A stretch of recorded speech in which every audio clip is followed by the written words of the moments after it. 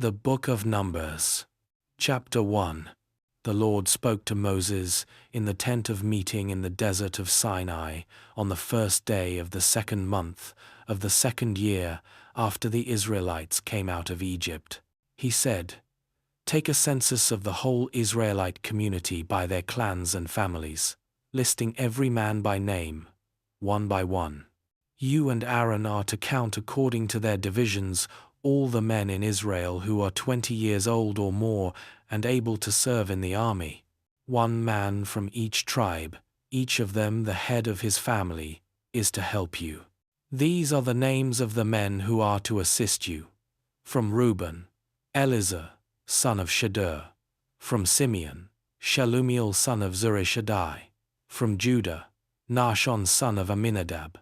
From Issachar, Nethanel son of Zuar. From Zebulun, Eliab son of Helon. From the sons of Joseph. From Ephraim, Elishama, son of Ammihud. From Manasseh, Gamaliel son of Pedazur. From Benjamin, Abidan son of Gideoni. From Dan, Ahiezer son of Ammishaddai. From Asher, Pagiel son of Okran. From Gad, Eliasaph son of Duel. From Naphtali, Ahira son of Enan. These were the men appointed from the community, the leaders of their ancestral tribes. They were the heads of the clans of Israel. Moses and Aaron took these men whose names had been specified, and they called the whole community together on the first day of the second month. The people registered their ancestry by their clans and families, and the men 20 years old or more were listed by name, one by one, as the Lord commanded Moses, and so he counted them in the desert of Sinai. From the descendants of Reuben, the firstborn son of Israel, all the men 20 years old or more who were able to serve in the army were listed by name, one by one, according to the records of their clans and families. The number from the tribe of Reuben was 46,500. From the descendants of Simeon, all the men 20 years old or more who were able to serve in the army were counted and listed by name, one by one, according to the records of their clans and families. The number from the tribe of Simeon was 59,300. From the descendants of Gad, all the men 20 years old or more who were able to serve in the army were listed by name according to the records of their clans and families. The number from the tribe of Gad was 45,650. From the descendants of Judah, all the men 20 years old or more who were able to serve in the army were listed by name according to the records of their clans and families. The number from the tribe of Judah was 74,600. From the descendants of Issachar, all the men 20 years old or more who were able to serve in the army were listed by name according to the records of their clans and families. The number from the tribe of Issachar was 54,400. From the descendants of Zebulun, all the men 20 years old or more who were able to serve in the army were listed by name according to the records of their clans and families. The number from the tribe of Zebulun was 57,400.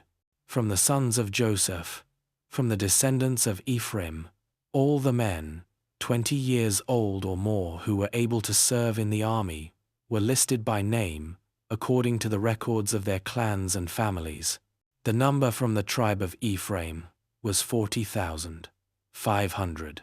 From the descendants of Manasseh, all the men 20 years old or more who were able to serve in the army were listed by name according to the records of their clans and families.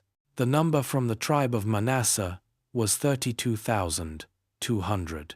From the descendants of Benjamin, all the men 20 years old or more who were able to serve in the army were listed by name according to the records of their clans and families. The number from the tribe of Benjamin was 35,400. From the descendants of Dan, all the men 20 years old or more who were able to serve in the army were listed by name according to the records of their clans and families. The number from the tribe of Dan was 62,700. From the descendants of Asher, all the men 20 years old or more, who were able to serve in the army, were listed by name, according to the records of their clans and families. The number from the tribe of Asher was 41,500. From the descendants of Naphtali, all the men 20 years old or more, who were able to serve in the army, were listed by name, according to the records of their clans and families. The number from the tribe of Naphtali was 53,400.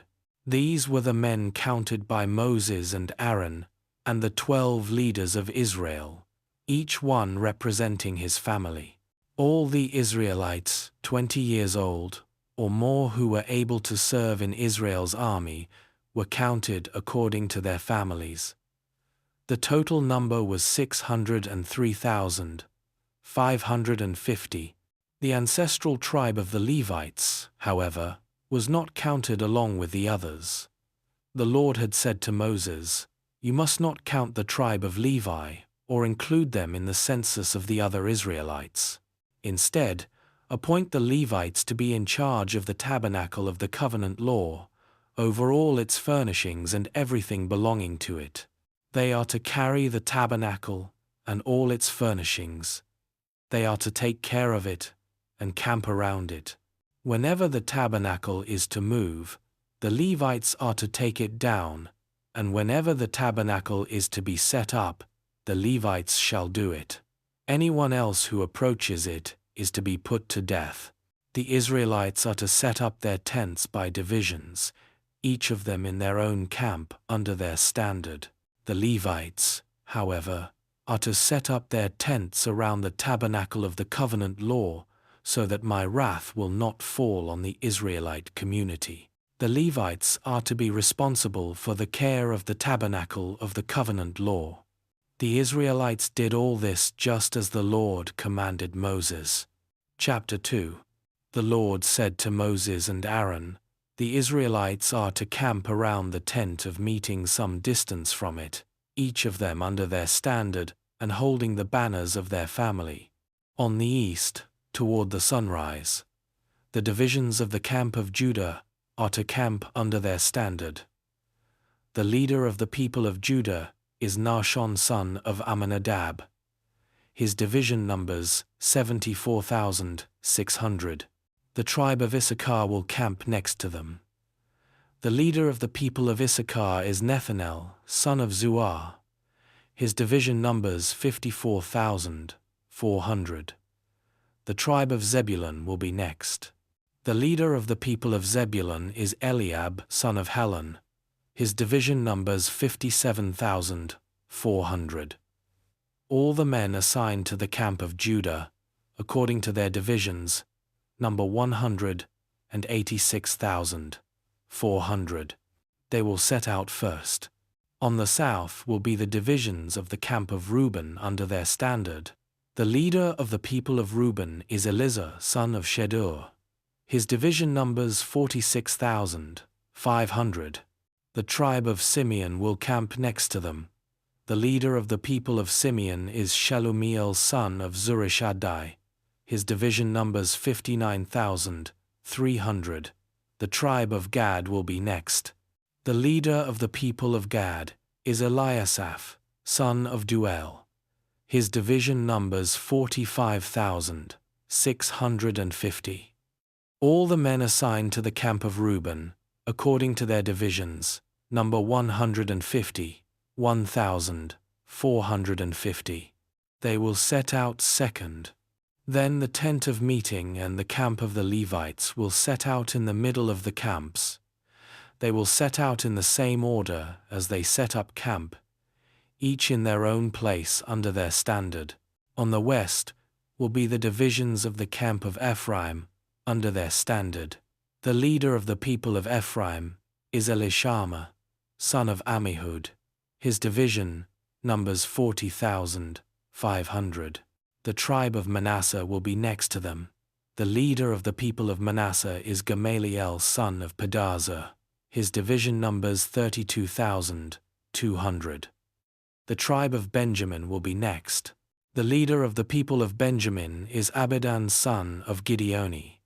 His division numbers 35,400. All the men assigned to the camp of Ephraim, according to their divisions, number 108,100. They will set out third. On the north will be the divisions of the camp of Dan, under their standard. The leader of the people of Dan is Ahiezer son of Ammishaddai. His division numbers 62,700. The tribe of Asher will camp next to them. The leader of the people of Asher is Pagiel son of Okran. His division numbers 41,500. The tribe of Naphtali will be next. The leader of the people of Naphtali is Ahira son of Enan. His division numbers 53,400. All the men assigned to the camp of Dan number 157,600. They will set out last, under their standards. These are the Israelites, counted according to their families. All the men in the camps, by their divisions, number 603,550. The Levites, however, were not counted along with the other Israelites, as the Lord commanded Moses. So the Israelites did everything the Lord commanded Moses. That is the way they camped under their standards, and that is the way they set out, each of them with their clan and family. Chapter 3. This is the account of the family of Aaron and Moses at the time the Lord spoke to Moses at Mount Sinai. The names of the sons of Aaron were Nadab the firstborn and Abihu, Eleazar and Ithamar. Those were the names of Aaron's sons, the anointed priests, who were ordained to serve as priests.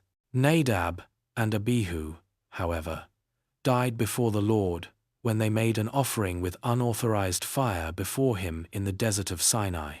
They had no sons, so Eleazar and Ithamar served as priests during the lifetime of their father Aaron. The Lord said to Moses, "Bring the tribe of Levi and present them to Aaron the priest to assist him. They are to perform duties for him and for the whole community at the tent of meeting by doing the work of the tabernacle. They are to take care of all the furnishings of the tent of meeting, fulfilling the obligations of the Israelites by doing the work of the tabernacle.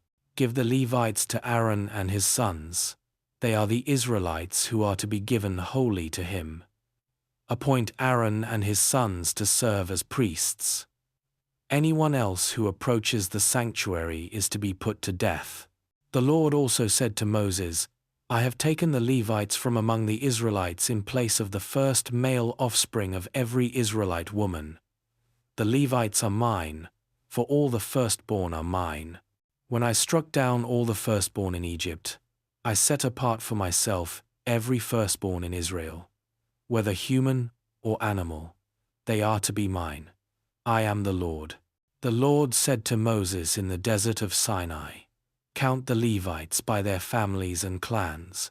Count every male a month old or more." So Moses counted them, as he was commanded by the word of the Lord. These were the names of the sons of Levi: Gershon, Kohath, and Merari. These were the names of the Gershonite clans: Libni and Shimei. The Kohathite clans: Amram, Izhar, Hebron, and Uziel. The Merarite clans: Mahli and Mushi. These were the Levite clans, according to their families. To Gershon belonged the clans of the Libnites and Shimeites. These were the Gershonite clans. The number of all the males a month old or more who were counted was 7,500. The Gershonite clans were to camp on the west, behind the tabernacle. The leader of the families of the Gershonites was Eliasaph, son of Lael. At the tent of meeting, the Gershonites were responsible for the care of the tabernacle and tent, its coverings, the curtain at the entrance to the tent of meeting, the curtains of the courtyard, the curtain at the entrance to the courtyard surrounding the tabernacle and altar, and the ropes and everything related to their use. To Kohath belonged the clans of the Amramites, Izharites, Hebronites, and Uzzielites. These were the Kohathite clans. The number of all the males a month old or more was 8,600. The Kohathites were responsible for the care of the sanctuary. The Kohathite clans were to camp on the south side of the tabernacle. The leader of the families of the Kohathite clans was Elizaphan son of Uzziel. They were responsible for the care of the ark, the table, the lampstand, the altars, the articles of the sanctuary used in ministering, the curtain, and everything related to their use. The chief leader of the Levites was Eleazar son of Aaron, the priest. He was appointed over those who were responsible for the care of the sanctuary. To Merari belonged the clans of the Mahlites and the Mushites. These were the Merarite clans. The number of all the males a month old or more who were counted was 6,200. The leader of the families of the Merarite clans was Zuriel's son of Abihail. They were to camp on the north side of the tabernacle. The Merarites were appointed to take care of the frames of the tabernacle, its crossbars, posts, bases, all its equipment, and everything related to their use, as well as the posts of the surrounding courtyard with their bases, tent pegs and ropes. Moses and Aaron and his sons were to camp to the east of the tabernacle, toward the sunrise, in front of the tent of meeting. They were responsible for the care of the sanctuary on behalf of the Israelites. Anyone else who approached the sanctuary was to be put to death. The total number of Levites counted at the Lord's command by Moses and Aaron according to their clans, including every male a month old or more, was 22,000. The Lord said to Moses, "Count all the firstborn Israelite males who are a month old or more, and make a list of their names. Take the Levites for me, in place of all the firstborn of the Israelites, and the livestock of the Levites, in place of all the firstborn of the livestock of the Israelites. I am the Lord." So Moses counted all the firstborn of the Israelites, as the Lord commanded him. The total number of firstborn males, a month old or more, listed by name, was 22,273. The Lord also said to Moses, "Take the Levites in place of all the firstborn of Israel, and the livestock of the Levites in place of their livestock. The Levites are to be mine. I am the Lord. To redeem the 273 firstborn Israelites who exceed the number of the Levites, collect 5 shekels for each one, according to the sanctuary shekel, which weighs 20 gerahs. Give the money for the redemption of the additional Israelites to Aaron and his sons." So Moses collected the redemption money from those who exceeded the number redeemed by the Levites. From the firstborn of the Israelites he collected silver weighing 1,365 shekels, according to the sanctuary shekel. Moses gave the redemption money to Aaron and his sons, as he was commanded by the word of the Lord. Chapter 4. The Lord said to Moses and Aaron, "Take a census of the Kohathite branch of the Levites by their clans and families. Count all the men from 30 to 50 years of age who come to serve in the work at the tent of meeting. This is the work of the Kohathites at the tent of meeting, the care of the most holy things. When the camp is to move, Aaron and his sons are to go in and take down the shielding curtain and put it over the ark of the covenant law. Then they are to cover the curtain with durable leather, spread a cloth of solid blue over that, and put the poles in place. Over the table of the presence they are to spread a blue cloth, and put on it the plates, dishes and bowls, and the jars for drink offerings. The bread that is continually there is to remain on it. They are to spread a scarlet cloth over them, cover that with durable leather, and put the poles in place. They are to take a blue cloth and cover the lampstand that is for light, together with its lamps, its wick trimmers and trays, and all its jars for the olive oil used to supply it.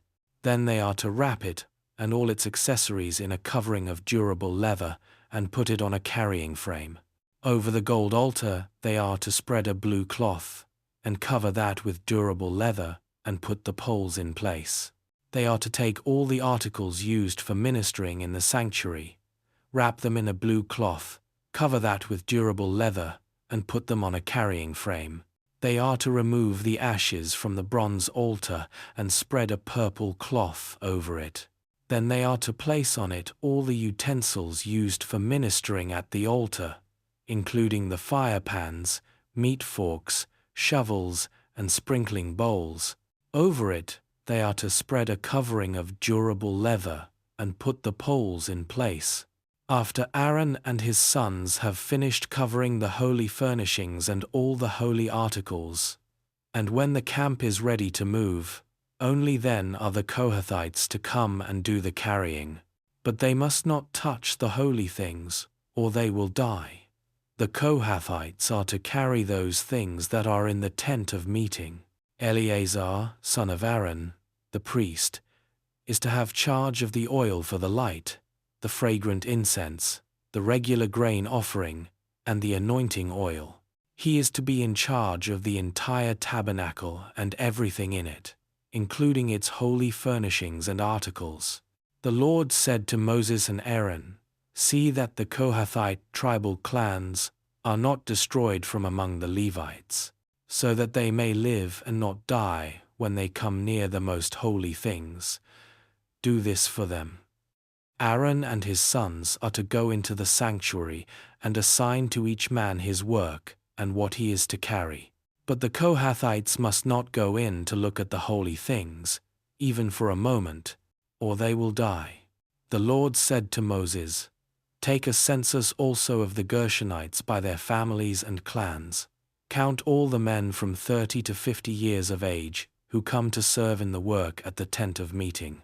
This is the service of the Gershonite clans in their carrying and their other work. They are to carry the curtains of the tabernacle, that is, the tent of meeting, its covering, and its outer covering of durable leather, the curtains for the entrance to the tent of meeting, the curtains of the courtyard surrounding the tabernacle and altar, the curtain for the entrance to the courtyard, the ropes, and all the equipment used in the service of the tent. The Gershonites are to do all that needs to be done with these things. All their service, whether carrying or doing other work, is to be done under the direction of Aaron and his sons. You shall assign to them as their responsibility all they are to carry. This is the service of the Gershonite clans at the tent of meeting. Their duties are to be under the direction of Ithamar son of Aaron, the priest. Count the Merarites by their clans and families. Count all the men from 30 to 50 years of age who come to serve in the work at the tent of meeting. As part of all their service at the tent, they are to carry the frames of the tabernacle, its crossbars, posts, and bases, as well as the posts of the surrounding courtyard with their bases, tent pegs, ropes, all their equipment, and everything related to their use. Assign to each man the specific things he is to carry. This is the service of the Merarite clans as they work at the tent of meeting under the direction of Ithamar son of Aaron, the priest. Moses, Aaron, and the leaders of the community counted the Kohathites by their clans and families. All the men from 30 to 50 years of age who came to serve in the work at the tent of meeting, counted by clans, were 2,750. This was the total of all those in the Kohathite clans who served at the tent of meeting. Moses and Aaron counted them according to the Lord's command through Moses. The Gershonites were counted by their clans and families. All the men from 30 to 50 years of age who came to serve in the work at the tent of meeting, counted by their clans and families, were 2,630. This was the total of those in the Gershonite clans who served at the tent of meeting. Moses and Aaron counted them according to the Lord's command. The Merarites were counted by their clans and families. All the men from 30 to 50 years of age who came to serve in the work at the tent of meeting, counted by their clans, were 3,200. This was the total of those in the Merarite clans. Moses and Aaron counted them according to the Lord's command through Moses. So Moses, Aaron, and the leaders of Israel counted all the Levites by their clans and families. All the men from 30 to 50 years of age who came to do the work of serving and carrying the tent of meeting numbered 8,580. At the Lord's command through Moses, each was assigned his work and told what to carry. Thus they were counted, as the Lord commanded Moses. Chapter 5. The Lord said to Moses, "Command the Israelites to send away from the camp anyone who has a defiling skin disease or a discharge of any kind, or who is ceremonially unclean because of a dead body. Send away male and female alike. Send them outside the camp, so they will not defile their camp, where I dwell among them." The Israelites did so. They sent them outside the camp. They did just as the Lord had instructed Moses. The Lord said to Moses, "Say to the Israelites, any man or woman who wrongs another in any way, and so is unfaithful to the Lord is guilty, and must confess the sin they have committed. They must make full restitution for the wrong they have done, add a fifth of the value to it, and give it all to the person they have wronged. But if that person has no close relative to whom restitution can be made for the wrong, the restitution belongs to the Lord and must be given to the priest, along with the ram with which atonement is made for the wrongdoer. All the sacred contributions the Israelites bring to a priest will belong to him. Sacred things belong to their owners, but what they give to the priest will belong to the priest." Then the Lord said to Moses, "Speak to the Israelites and say to them, if a man's wife goes astray and is unfaithful to him, so that another man has sexual relations with her, and this is hidden from her husband, and her impurity is undetected, since there is no witness against her, and she has not been caught in the act, and if feelings of jealousy come over her husband, and he suspects his wife and she is impure, or if he is jealous and suspects her, even though she is not impure, then he is to take his wife to the priest. He must also take an offering of 1/10 of an ephah of barley flour on her behalf. He must not pour olive oil on it, or put incense on it, because it is a grain offering for jealousy, a reminder offering to draw attention to wrongdoing. The priest shall bring her, and have her stand before the Lord. Then he shall take some holy water in a clay jar, and put some dust from the tabernacle floor into the water. After the priest has had the woman stand before the Lord, he shall loosen her hair, and place in her hands the reminder offering, the grain offering for jealousy, while he himself holds the bitter water that brings a curse. Then the priest shall put the woman under oath, and say to her, "If no other man has had sexual relations with you, and you have not gone astray and become impure while married to your husband, may this bitter water that brings a curse not harm you.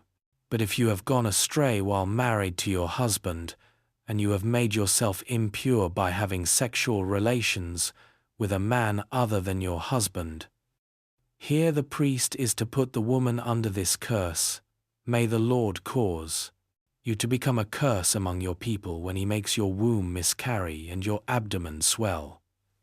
May this water that brings a curse enter your body so that your abdomen swells or your womb miscarries." Then the woman is to say, "Amen. So be it." The priest is to write these curses on a scroll, and then wash them off into the bitter water. He shall make the woman drink the bitter water that brings a curse, and this water that brings a curse and causes bitter suffering will enter her.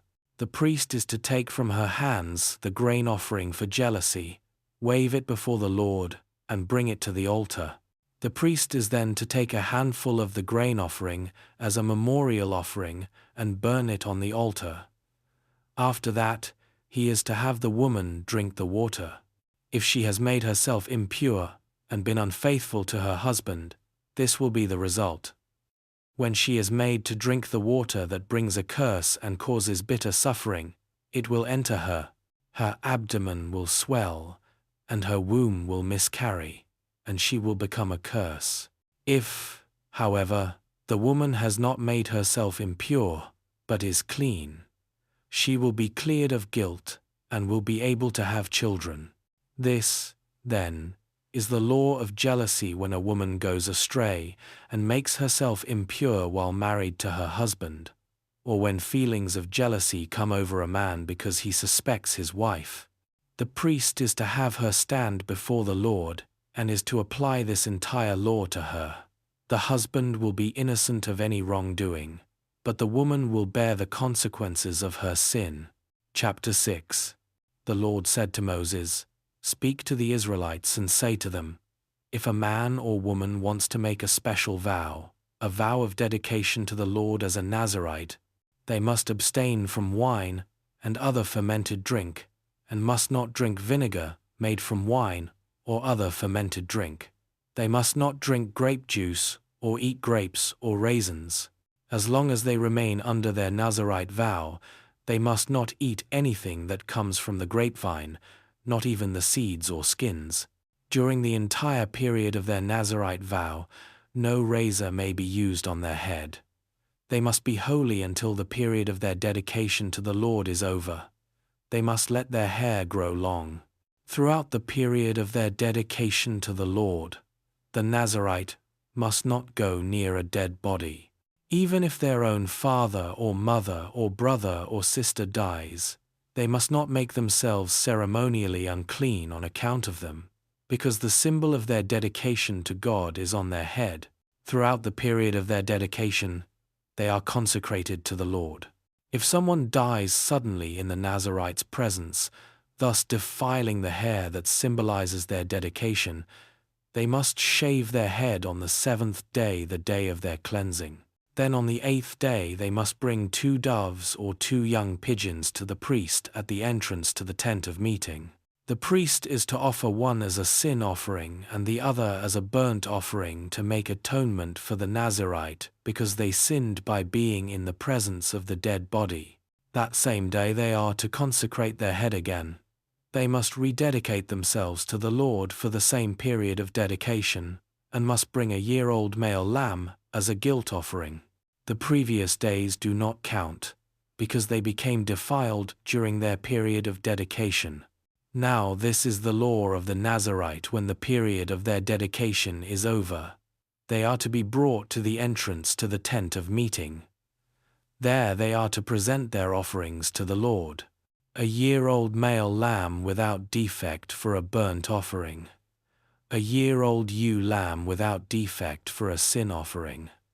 A ram without defect for a fellowship offering, together with their grain offerings and drink offerings, and a basket of bread made with the finest flour and without yeast, thick loaves with olive oil mixed in, and thin loaves brushed with olive oil. The priest is to present all these before the Lord and make the sin offering and the burnt offering.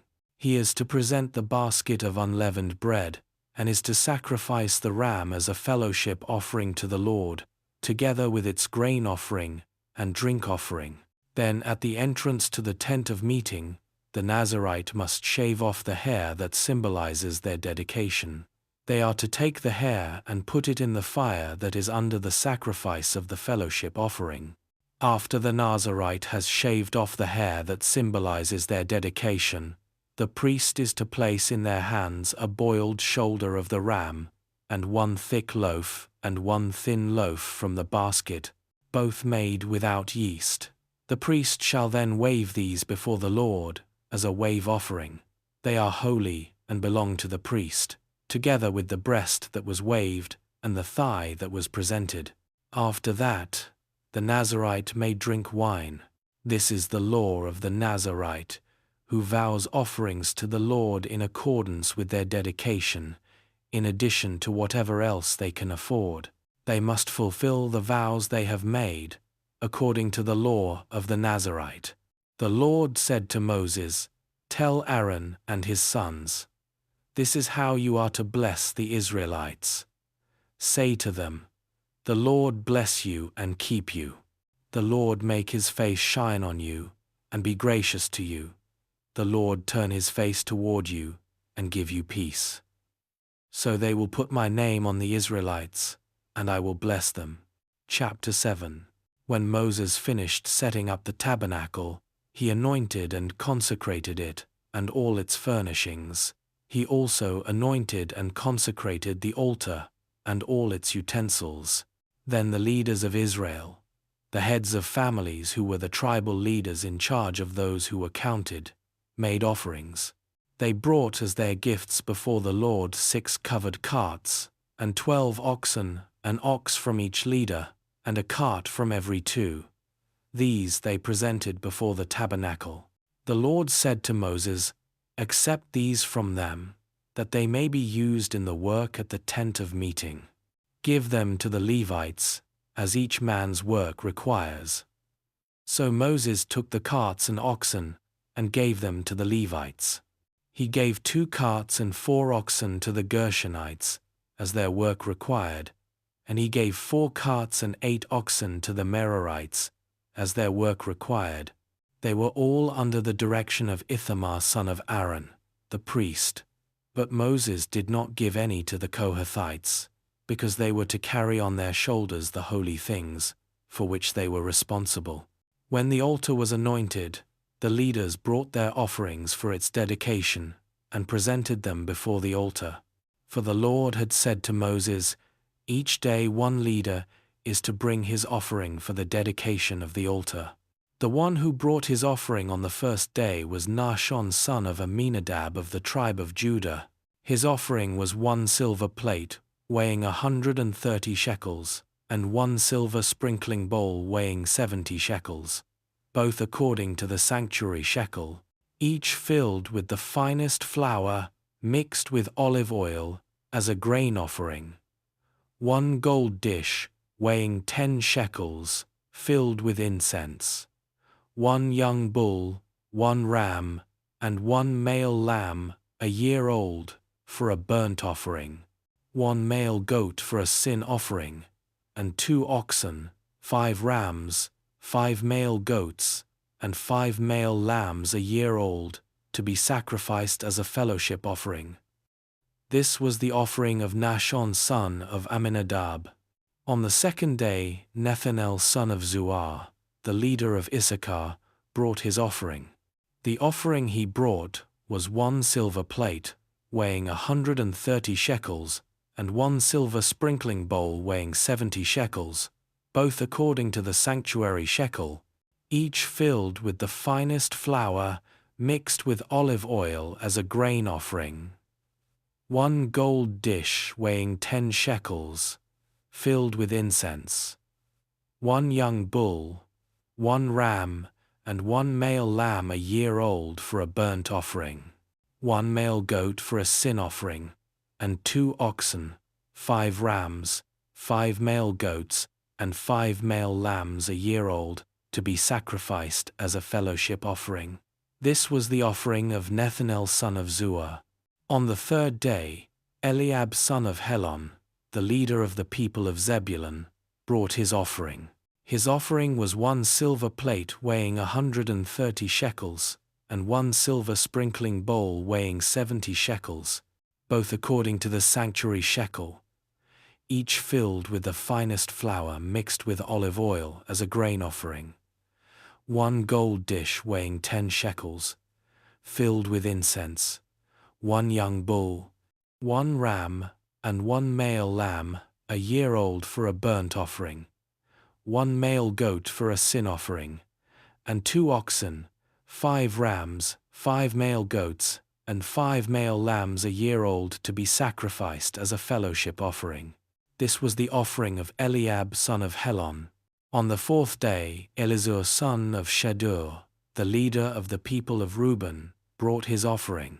His offering was 1 silver plate, weighing 130 shekels, and 1 silver sprinkling bowl weighing 70 shekels, both according to the sanctuary shekel, each filled with the finest flour mixed with olive oil as a grain offering. 1 gold dish weighing 10 shekels, filled with incense. 1 young bull, 1 ram, and 1 male lamb a year old for a burnt offering. 1 male goat for a sin offering, and 2 oxen, 5 rams, 5 male goats, and 5 male lambs a year old, to be sacrificed as a fellowship offering. This was the offering of Elazar son of Shadur. On the 5th day, Shelomiel son of Zurishaddai, the leader of the people of Simeon, brought his offering. His offering was 1 silver plate, weighing 130 shekels, and 1 silver sprinkling bowl weighing 70 shekels, both according to the sanctuary shekel, each filled with the finest flour mixed with olive oil as a grain offering. 1 gold dish weighing 10 shekels, filled with incense. 1 young bull, 1 ram, and 1 male lamb a year old for a burnt offering. 1 male goat for a sin offering, and 2 oxen, 5 rams, 5 male goats, and 5 male lambs a year old, to be sacrificed as a fellowship offering. This was the offering of Shelomiel son of Zurishaddai. On the 6th day Eliasaph, son of Duel, the leader of the people of Gad, brought his offering. His offering was 1 silver plate, weighing 130 shekels, and 1 silver sprinkling bowl weighing 70 shekels, both according to the sanctuary shekel, each filled with the finest flour mixed with olive oil as a grain offering. 1 gold dish weighing 10 shekels filled with incense. 1 young bull, 1 ram, and 1 male lamb a year old for a burnt offering. 1 male goat for a sin offering, and 2 oxen, 5 rams, 5 male goats, and 5 male lambs a year old, to be sacrificed as a fellowship offering. This was the offering of Eliasaph, son of Duel.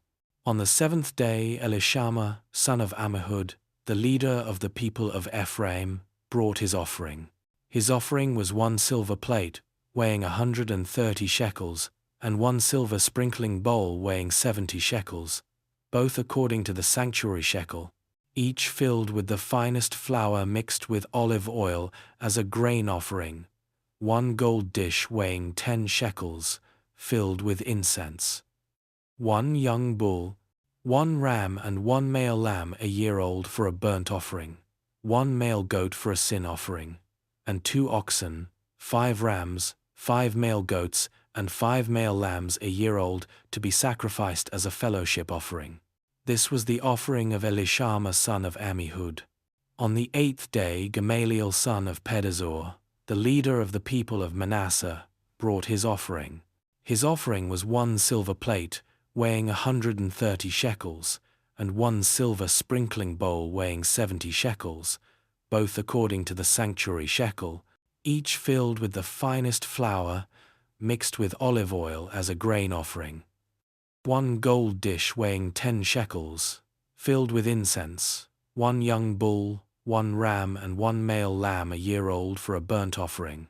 1 male goat for a sin offering, and 2 oxen, 5 rams, 5 male goats, and 5 male lambs a year old, to be sacrificed as a fellowship offering. This was the offering of Gamaliel son of Pedazur. On the 9th day Abidan son of Gideoni, the leader of the people of Benjamin, brought his offering. His offering was 1 silver plate, weighing 130 shekels, and 1 silver sprinkling bowl weighing 70 shekels, both according to the sanctuary shekel, each filled with the finest flour mixed with olive oil as a grain offering. 1 gold dish weighing 10 shekels, filled with incense. 1 young bull, 1 ram, and 1 male lamb a year old for a burnt offering. 1 male goat for a sin offering, and 2 oxen, 5 rams, 5 male goats, and 5 male lambs, a year old, to be sacrificed as a fellowship offering. This was the offering of Abidan son of Gideoni. On the 10th day Ahiezer son of Ammishaddai, the leader of the people of Dan, brought his offering. His offering was 1 silver plate weighing 130 shekels, and 1 silver sprinkling bowl weighing 70 shekels, both according to the sanctuary shekel, each filled with the finest flour, mixed with olive oil as a grain offering. 1 gold dish weighing 10 shekels, filled with incense. 1 young bull, 1 ram and 1 male lamb a year old for a burnt offering. 1 male goat, for a sin offering. And 2 oxen, 5 rams, 5 male goats, and 5 male lambs a year old, to be sacrificed as a fellowship offering. This was the offering of Ahiezer son of Ammishaddai. On the 11th day, Pagiel son of Okran, the leader of the people of Asher, brought his offering. His offering was 1 silver plate weighing 130 shekels, and 1 silver sprinkling bowl weighing 70 shekels, both according to the sanctuary shekel, each filled with the finest flour mixed with olive oil as a grain offering. 1 gold dish weighing 10 shekels, filled with incense. 1 young bull, 1 ram, and 1 male lamb a year old for a burnt offering. 1 male goat for a sin offering. And 2 oxen, 5 rams, 5 male goats, and 5 male lambs, a year old, to be sacrificed as a fellowship offering. This was the offering of Pagiel son of Okran. On the 12th day Ahira son of Enan, the leader of the people of Naphtali, brought his offering. His offering was 1 silver plate, weighing 130 shekels, and 1 silver sprinkling bowl weighing 70 shekels, both according to the sanctuary shekel, each filled with the finest flour mixed with olive oil, as a grain offering. 1 gold dish, weighing 10 shekels, filled with incense. 1 young bull, 1 ram, and 1 male lamb a year old for a burnt offering. 1 male goat for a sin offering. And 2 oxen, 5 rams, 5 male goats, and 5 male lambs a year old, to be sacrificed as a fellowship offering. This was the offering of Ahira son of Enan. These were the offerings of the Israelite leaders for the dedication of the altar when it was anointed: 12 silver plates, 12 silver sprinkling bowls, and 12 gold dishes. Each silver plate weighed 130 shekels, and each sprinkling bowl 70 shekels. Altogether, the silver dishes weighed 2,400 shekels, according to the sanctuary shekel. The 12 gold dishes filled with incense weighed 10 shekels each, according to the sanctuary shekel. Altogether, the gold dishes weighed 120 shekels. The total number of animals for the burnt offering came to 12 young bulls, 12 rams, and 12 male lambs a year old, together with their grain offering. 12 male goats were used for the sin offering. The total number of animals for the sacrifice of the fellowship offering came to 24 oxen, 60 rams, 60 male goats, and 60 male lambs a year old. These were the offerings for the dedication of the altar after it was anointed. When Moses entered the tent of meeting to speak with the Lord, he heard the voice speaking to him from between the 2 cherubim above the atonement cover on the ark of the covenant law. In this way the Lord spoke to him. Chapter 8. The Lord said to Moses, "Speak to Aaron and say to him, when you set up the lamps, see that all 7 light up the area in front of the lampstand."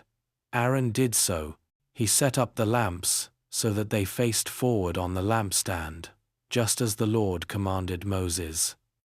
This is how the lampstand was made. It was made of hammered gold from its base to its blossoms. The lampstand was made exactly like the pattern the Lord had shown Moses. The Lord said to Moses, "Take the Levites from among all the Israelites, and make them ceremonially clean. To purify them, do this. Sprinkle the water of cleansing on them, then have them shave their whole bodies and wash their clothes, and so they will purify themselves. Have them take a young bull with its grain offering of the finest flour mixed with olive oil. Then you are to take a second young bull for a sin offering. Bring the Levites to the front of the tent of meeting and assemble the whole Israelite community. You are to bring the Levites before the Lord, and the Israelites are to lay their hands on them. Aaron is to present the Levites before the Lord as a wave offering from the Israelites, so that they may be ready to do the work of the Lord. Then the Levites are to lay their hands on the heads of the bulls, using one for a sin offering to the Lord and the other for a burnt offering, to make atonement for the Levites. Have the Levites stand in front of Aaron and his sons, and then present them as a wave offering to the Lord. In this way, you are to set the Levites apart from the other Israelites, and the Levites will be mine. After you have purified the Levites and presented them as a wave offering, they are to come to do their work at the tent of meeting. They are the Israelites who are to be given wholly to me. I have taken them as my own in place of the firstborn, the first male offspring from every Israelite woman. Every firstborn male in Israel, whether human or animal, is mine. When I struck down all the firstborn in Egypt, I set them apart for myself, and I have taken the Levites in place of all the firstborn sons in Israel. From among all the Israelites, I have given the Levites as gifts to Aaron and his sons to do the work at the tent of meeting on behalf of the Israelites, and to make atonement for them, so that no plague will strike the Israelites when they go near the sanctuary. Moses, Aaron, and the whole Israelite community did with the Levites just as the Lord commanded Moses. The Levites purified themselves and washed their clothes. Then Aaron presented them as a wave offering before the Lord and made atonement for them to purify them. After that, the Levites came to do their work at the tent of meeting under the supervision of Aaron and his sons. They did with the Levites just as the Lord commanded Moses. The Lord said to Moses, "This applies to the Levites. Men 25 years old or more shall come to take part in the work at the tent of meeting, but at the age of 50, they must retire from their regular service and work no longer. They may assist their brothers in performing their duties at the tent of meeting, but they themselves must not do the work. This, then, is how you are to assign the responsibilities of the Levites." Chapter 9. The Lord spoke to Moses in the desert of Sinai in the first month of the second year after they came out of Egypt. He said, "Have the Israelites celebrate the Passover at the appointed time. Celebrate it at the appointed time, at twilight on the 14th day of this month, in accordance with all its rules and regulations." So Moses told the Israelites to celebrate the Passover, and they did so in the desert of Sinai at twilight on the 14th day of the first month. The Israelites did everything just as the Lord commanded Moses. But some of them could not celebrate the Passover on that day because they were ceremonially unclean on account of a dead body. So they came to Moses and Aaron that same day and said to Moses, "We have become unclean because of a dead body. But why should we be kept from presenting the Lord's offering with the other Israelites at the appointed time?" Moses answered them, "Wait until I find out what the Lord commands concerning you." Then the Lord said to Moses, "Tell the Israelites, when any of you or your descendants are unclean because of a dead body or are away on a journey, they are still to celebrate the Lord's Passover, but they are to do it on the 14th day of the second month, at twilight. They are to eat the lamb, together with unleavened bread and bitter herbs. They must not leave any of it till morning, or break any of its bones. When they celebrate the Passover, they must follow all the regulations. But if anyone who is ceremonially clean and not on a journey fails to celebrate the Passover, they must be cut off from their people for not presenting the Lord's offering at the appointed time. They will bear the consequences of their sin. A foreigner residing among you is also to celebrate the Lord's Passover in accordance with its rules and regulations. You must have the same regulations for both the foreigner and the native-born. On the day the tabernacle, the tent of the covenant law, was set up, the cloud covered it. From evening till morning, The cloud above the tabernacle looked like fire. That is how it continued to be. The cloud covered it, and at night it looked like fire. Whenever the cloud lifted from above the tent, the Israelites set out. Wherever the cloud settled, the Israelites encamped. At the Lord's command the Israelites set out, and at his command they encamped. As long as the cloud stayed over the tabernacle, they remained in camp. When the cloud remained over the tabernacle a long time, the Israelites obeyed the Lord's order and did not set out. Sometimes the cloud was over the tabernacle only a few days.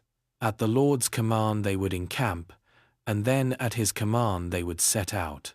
Sometimes the cloud stayed only from evening till morning, and when it lifted in the morning, they set out. Whether by day or by night, whenever the cloud lifted, they set out. Whether the cloud stayed over the tabernacle for 2 days or a month or a year, the Israelites would remain in camp and not set out. But when it lifted, they would set out. At the Lord's command they encamped, and at the Lord's command they set out.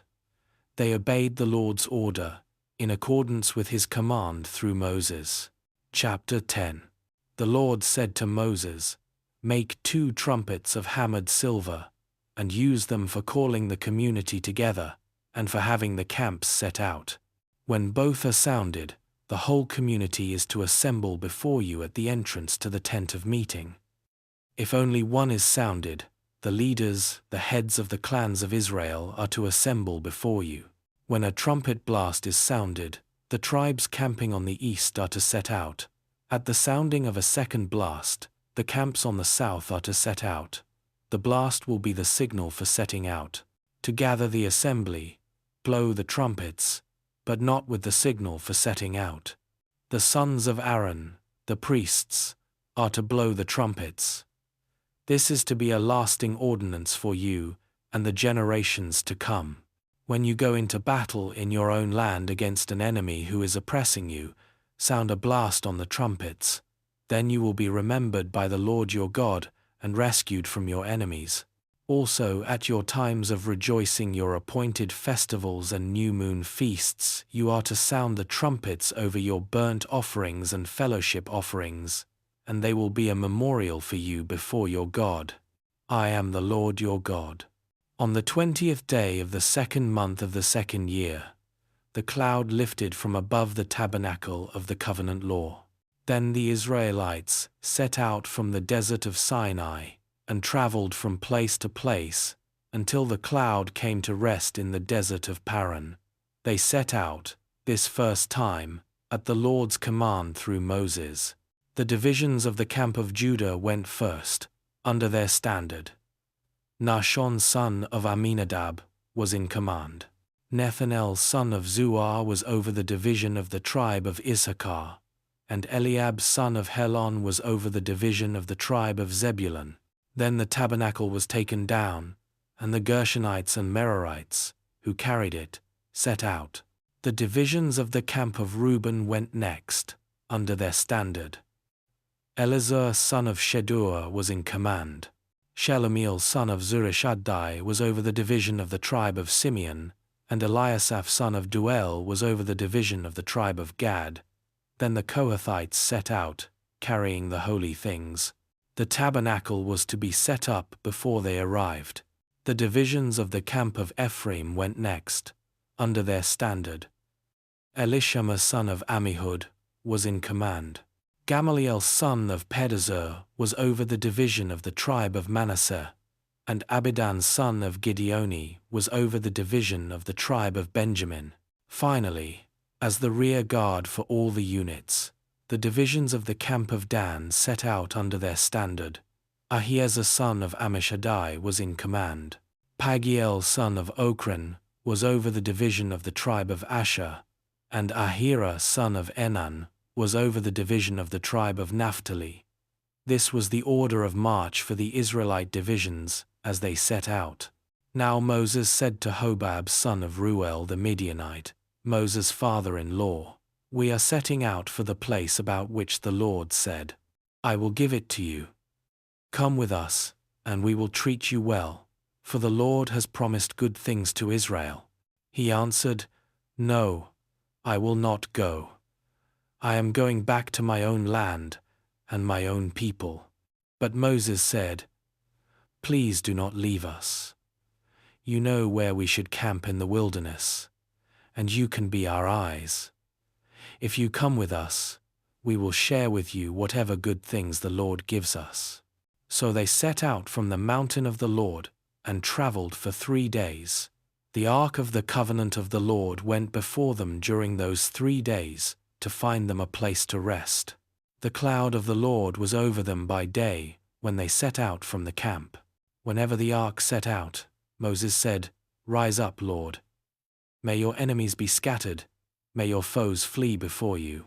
Whenever it came to rest, he said, "Return, Lord, to the countless thousands of Israel." Chapter 11. Now the people complained about their hardships in the hearing of the Lord, and when he heard them his anger was aroused. Then fire from the Lord burned among them, and consumed some of the outskirts of the camp. When the people cried out to Moses, he prayed to the Lord, and the fire died down. So that place was called Taberah, because fire from the Lord had burned among them. The rabble with them began to crave other food, and again the Israelites started wailing and said, "If only we had meat to eat. We remember the fish we ate in Egypt at no cost, also the cucumbers, melons, leeks, onions, and garlic. But now we have lost our appetite, we never see anything but this manna." The manna was like coriander seed, and looked like resin. The people went around gathering it, and then ground it in a handmill, or crushed it in a mortar. They cooked it in a pot, or made it into loaves, and it tasted like something made with olive oil. When the dew settled on the camp at night, the manna also came down. Moses heard the people of every family wailing at the entrance to their tents. The Lord became exceedingly angry, and Moses was troubled. He asked the Lord, "Why have you brought this trouble on your servant? What have I done to displease you that you put the burden of all these people on me? Did I conceive all these people? Did I give them birth? Why do you tell me to carry them in my arms, as a nurse carries an infant, to the land you promised on oath to their ancestors? Where can I get meat for all these people? They keep wailing to me, 'Give us meat to eat.' I cannot carry all these people by myself.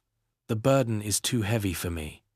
If this is how you are going to treat me, please go ahead and kill me, if I have found favor in your eyes, and do not let me face my own ruin."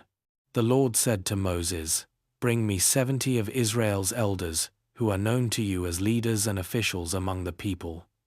Have them come to the tent of meeting, that they may stand there with you.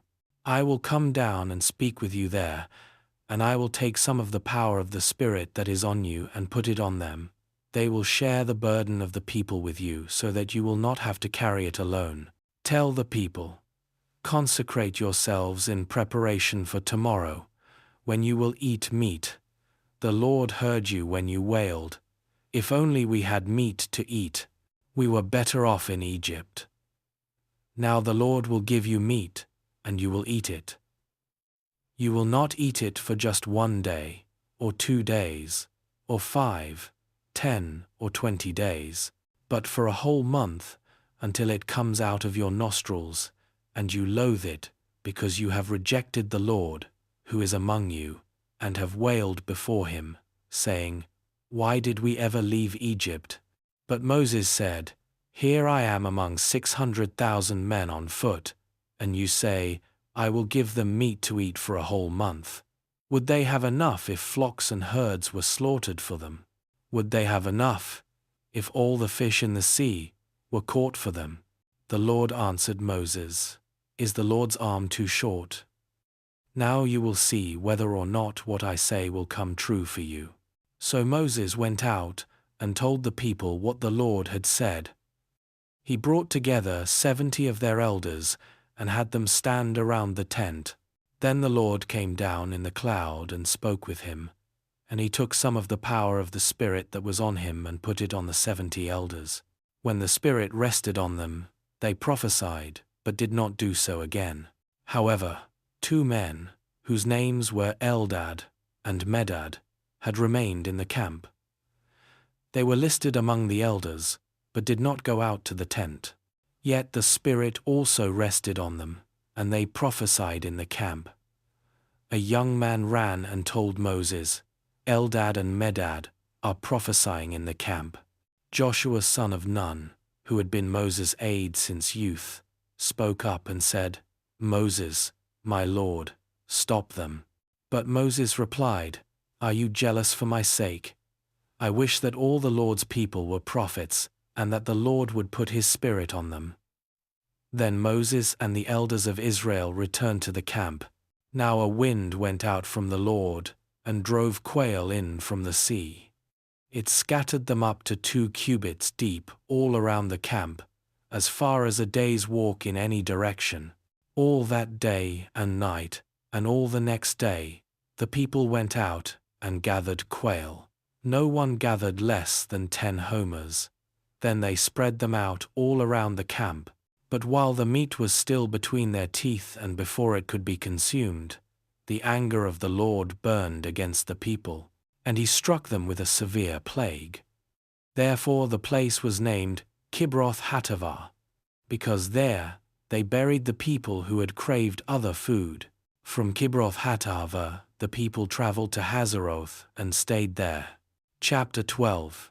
Miriam and Aaron began to talk against Moses because of his Cushite wife, for he had married a Cushite. "Has the Lord spoken only through Moses?" they asked. "Hasn't he also spoken through us?" And the Lord heard this. Now Moses was a very humble man, more humble than anyone else on the face of the earth. At once the Lord said to Moses, "Aaron and Miriam, come out to the tent of meeting, all 3 of you." So the 3 of them went out. Then the Lord came down in a pillar of cloud. He stood at the entrance to the tent and summoned Aaron and Miriam. When the 2 of them stepped forward, he said, "Listen to my words. When there is a prophet among you, I, the Lord, reveal myself to them in visions. I speak to them in dreams. But this is not true of my servant Moses. He is faithful in all my house. With him I speak face to face, clearly, and not in riddles. He sees the form of the Lord. Why then were you not afraid to speak against my servant Moses?" The anger of the Lord burned against them, and he left them. When the cloud lifted from above the tent, Miriam's skin was leprous, it became as white as snow. Aaron turned toward her and saw that she had a defiling skin disease. And he said to Moses, "Please, my lord, I ask you not to hold against us the sin we have so foolishly committed. Do not let her be like a stillborn infant coming from its mother's womb with its flesh half eaten away." So Moses cried out to the Lord, "Please, God, heal her." The Lord replied to Moses, "If her father had spit in her face, would she not have been in disgrace for 7 days? Confine her outside the camp for 7 days. After that, she can be brought back." So Miriam was confined outside the camp for 7 days, and the people did not move on till she was brought back. After that, the people left Hazeroth and encamped in the desert of Paran. Chapter 13. The Lord said to Moses, "Send some men to explore the land of Canaan, which I am giving to the Israelites. From each ancestral tribe send one of its leaders." So, at the Lord's command, Moses sent them out from the desert of Paran. All of them were leaders of the Israelites. These are their names. From the tribe of Reuben, Shammua son of Zakkur. From the tribe of Simeon, Shaphat son of Hori. From the tribe of Judah, Caleb son of Jephunneh. From the tribe of Issachar, Igal son of Joseph. From the tribe of Ephraim, Hoshea son of Nun. From the tribe of Benjamin, Palti son of Raphu. From the tribe of Zebulun, Gadiel son of Sodi. From the tribe of Manasseh, a tribe of Joseph, Gadi son of Susi. From the tribe of Dan, Amiel son of Jamali. From the tribe of Asher, Sethur, son of Michael. From the tribe of Naphtali, Nabi son of Vophsi. From the tribe of Gad, Girl son of Maki. These are the names of the men Moses sent to explore the land. Moses gave Hoshea son of Nun the name Joshua. When Moses sent them to explore Canaan, he said, "Go up through the Negev and on into the hill country. See what the land is like, and whether the people who live there are strong or weak, few or many. What kind of land do they live in? Is it good or bad? What kind of towns do they live in? Are they unwalled or fortified? How is the soil? Is it fertile or poor? Are there trees in it or not? Do your best to bring back some of the fruit of the land." It was the season for the first ripe grapes. So they went up and explored the land from the desert of Zin, as far as Rehob, toward Lebo Hamath. They went up through the Negev and came to Hebron, where Ahiman, Sheshai, and Talmai, the descendants of Anak, lived. Hebron had been built 7 years before Zoan in Egypt. When they reached the valley of Eshcol, they cut off a branch bearing a single cluster of grapes. 2 of them carried it on a pole between them, along with some pomegranates and figs. That place was called the Valley of Eshcol because of the cluster of grapes the Israelites cut off there. At the end of 40 days, they returned from exploring the land. They came back to Moses and Aaron and the whole Israelite community at Kadesh in the desert of Paran. There they reported to them and to the whole assembly and showed them the fruit of the land. They gave Moses this account: "We went into the land to which you sent us, and it does flow with milk and honey. Here is its fruit. But the people who live there are powerful, and the cities are fortified and very large. We even saw descendants of Anak there. The Amalekites live in the Negev. The Hittites, Jebusites, and Amorites live in the hill country. And the Canaanites live near the sea and along the Jordan." Then Caleb silenced the people before Moses and said, "We should go up and take possession of the land, for we can certainly do it." But the men who had gone up with him said, "We can't attack those people. They are stronger than we are." And they spread among the Israelites a bad report about the land they had explored. They said, "The land we explored devours those living in it. All the people we saw there are of great size. We saw the Nephilim there, the descendants of Anak, come from the Nephilim. We seemed like grasshoppers in our own eyes, and we looked the same to them." Chapter 14. That night all the members of the community raised their voices and wept aloud. All the Israelites grumbled against Moses and Aaron, and the whole assembly said to them, "If only we had died in Egypt, or in this wilderness. Why is the Lord bringing us to this land only to let us fall by the sword? Our wives and children will be taken as plunder. Wouldn't it be better for us to go back to Egypt?" And they said to each other, "We should choose a leader and go back to Egypt." Then Moses and Aaron fell face down in front of the whole Israelite assembly gathered there. Joshua, son of Nun, and Caleb, son of Jephunneh, who were among those who had explored the land, tore their clothes and said to the entire Israelite assembly, "The land we passed through and explored is exceedingly good. If the Lord is pleased with us, he will lead us into that land, a land flowing with milk and honey, and will give it to us. Only do not rebel against the Lord, and do not be afraid of the people of the land, because we will devour them. Their protection is gone, but the Lord is with us. Do not be afraid of them." But the whole assembly talked about stoning them. Then the glory of the Lord appeared at the tent of meeting to all the Israelites. The Lord said to Moses, "How long will these people treat me with contempt? How long will they refuse to believe in me, in spite of all the signs I have performed among them? I will strike them down with a plague and destroy them. but I will make you into a nation greater and stronger than they." Moses said to the Lord, "Then the Egyptians will hear about it. By your power you brought these people up from among them, and they will tell the inhabitants of this land about it.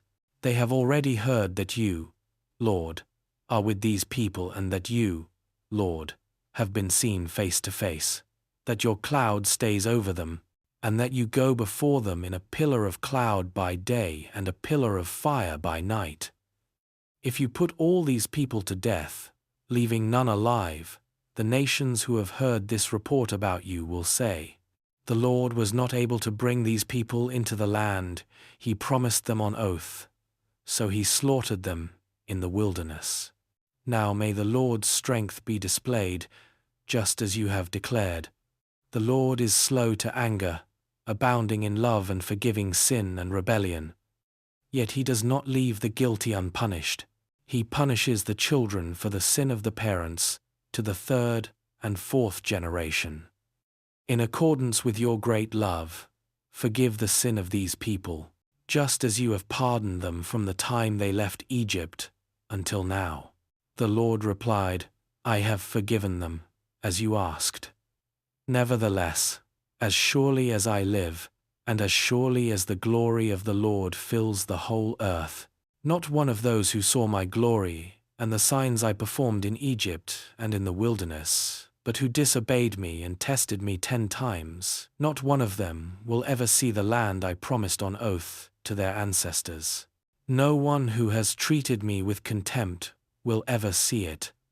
But because my servant Caleb has a different spirit and follows me wholeheartedly, I will bring him into the land he went to, and his descendants will inherit it. Since the Amalekites and Canaanites are living in the valleys, turn back tomorrow and set out toward the desert along the route to the Red Sea." The Lord said to Moses and Aaron, "How long will this wicked community grumble against me?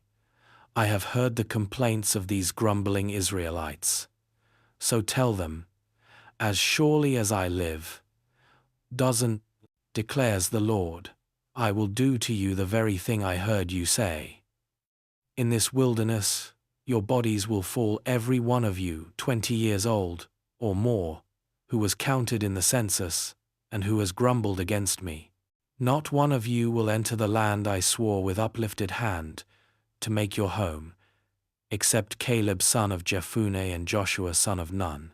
As for your children that you said would be taken as plunder, I will bring them in to enjoy the land you have rejected. But as for you, your bodies will fall in this wilderness. Your children will be shepherds here for 40 years, suffering for your unfaithfulness, until the last of your bodies lies in the wilderness. For 40 years, 1 year, for each of the 40 days, you explored the land. You will suffer for your sins, and know what it is like to have me against you. I, the Lord, have spoken, and I will surely do these things to this whole wicked community, which has banded together against me. They will meet their end in this wilderness. Here they will die." So the men Moses had sent to explore the land, who returned and made the whole community grumble against him by spreading a bad report about it. These men who were responsible for spreading the bad report about the land were struck down and died of a plague before the Lord. Of the men who went to explore the land, only Joshua son of Nun and Caleb son of Jephunneh survived. When Moses reported this to all the Israelites, they mourned bitterly. Early the next morning, they set out for the highest point in the hill country, saying, "Now we are ready to go up to the land the Lord promised. Surely we have sinned." But Moses said, "Why are you disobeying the Lord's command? This will not succeed. Do not go up, because the Lord is not with you. You will be defeated by your enemies, for the Amalekites and Canaanites will face you there.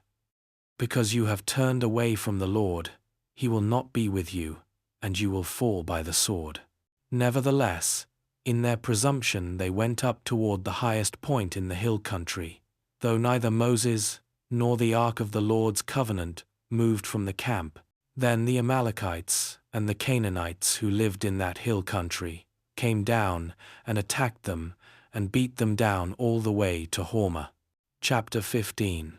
The Lord said to Moses, "Speak to the Israelites and say to them, after you enter the land I am giving you as a home, and you present to the Lord food offerings from the herd or the flock, as an aroma pleasing to the Lord, whether burnt offerings or sacrifices, for special vows or free will offerings or festival offerings, then the person who brings an offering shall present to the Lord a grain offering of 1/10 of an ephah of the finest flour mixed with 1/4 of a hin of olive oil.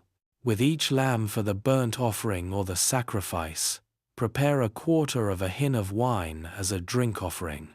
With a ram prepare a grain offering of 2/10 of an ephah of the finest flour mixed with 1/3 of a hin of olive oil and 1/3 of a hin of wine as a drink offering. Offer it as an aroma pleasing to the Lord. When you prepare a young bull as a burnt offering or sacrifice, for a special vow or a fellowship offering to the Lord, bring with the bull a grain offering of 3/10 of an ephah of the finest flour mixed with 1/2 a hin of olive oil, and also bring 1/2 a hin of wine as a drink offering. This will be a food offering, an aroma pleasing to the Lord. Each bull or ram, each lamb or young goat, is to be prepared in this manner. Do this for each one, for as many as you prepare. Everyone who is native born must do these things in this way, when they present a food offering as an aroma pleasing to the Lord. For the generations to come, whenever a foreigner or anyone else living among you presents a food offering as an aroma pleasing to the Lord, they must do exactly as you do. The community is to have the same rules for you and for the foreigner residing among you. This is a lasting ordinance for the generations to come. You and the foreigner shall be the same before the Lord. The same laws and regulations will apply both to you and to the foreigner residing among you. The Lord said to Moses, "Speak to the Israelites and say to them, when you enter the land to which I am taking you, and you eat the food of the land, present a portion as an offering to the Lord. Present a loaf from the first of your ground meal, and present it as an offering from the threshing floor. Throughout the generations to come, you are to give this offering to the Lord from the first of your ground meal. Now, if you as a community unintentionally fail to keep any of these commands, the Lord gave Moses any of the Lord's commands to you through him, from the day the Lord gave them, and continuing through the generations to come. And if this is done unintentionally, without the community being aware of it, then the whole community is to offer a young bull for a burnt offering as an aroma pleasing to the Lord, along with its prescribed grain offering and drink offering, and a male goat for a sin offering.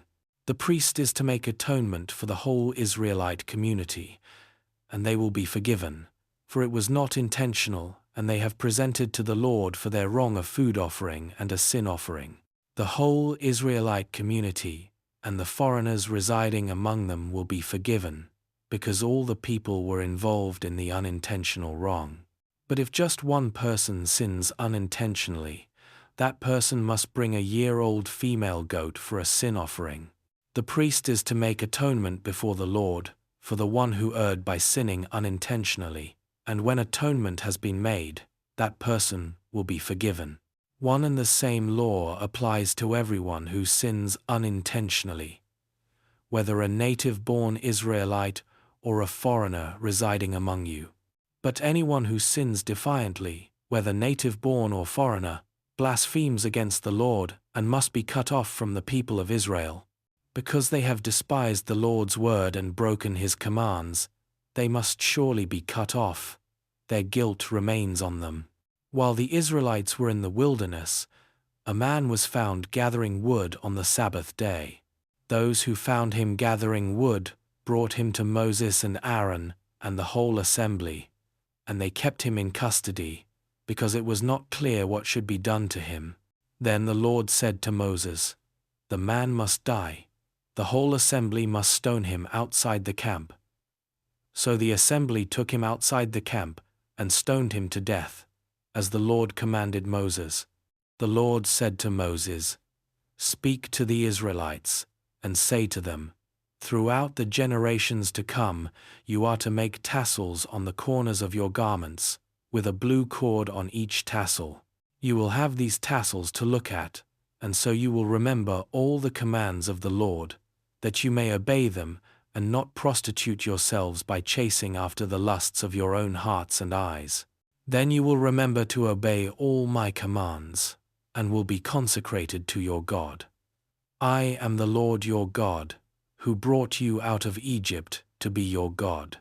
I am the Lord your God." Chapter 16.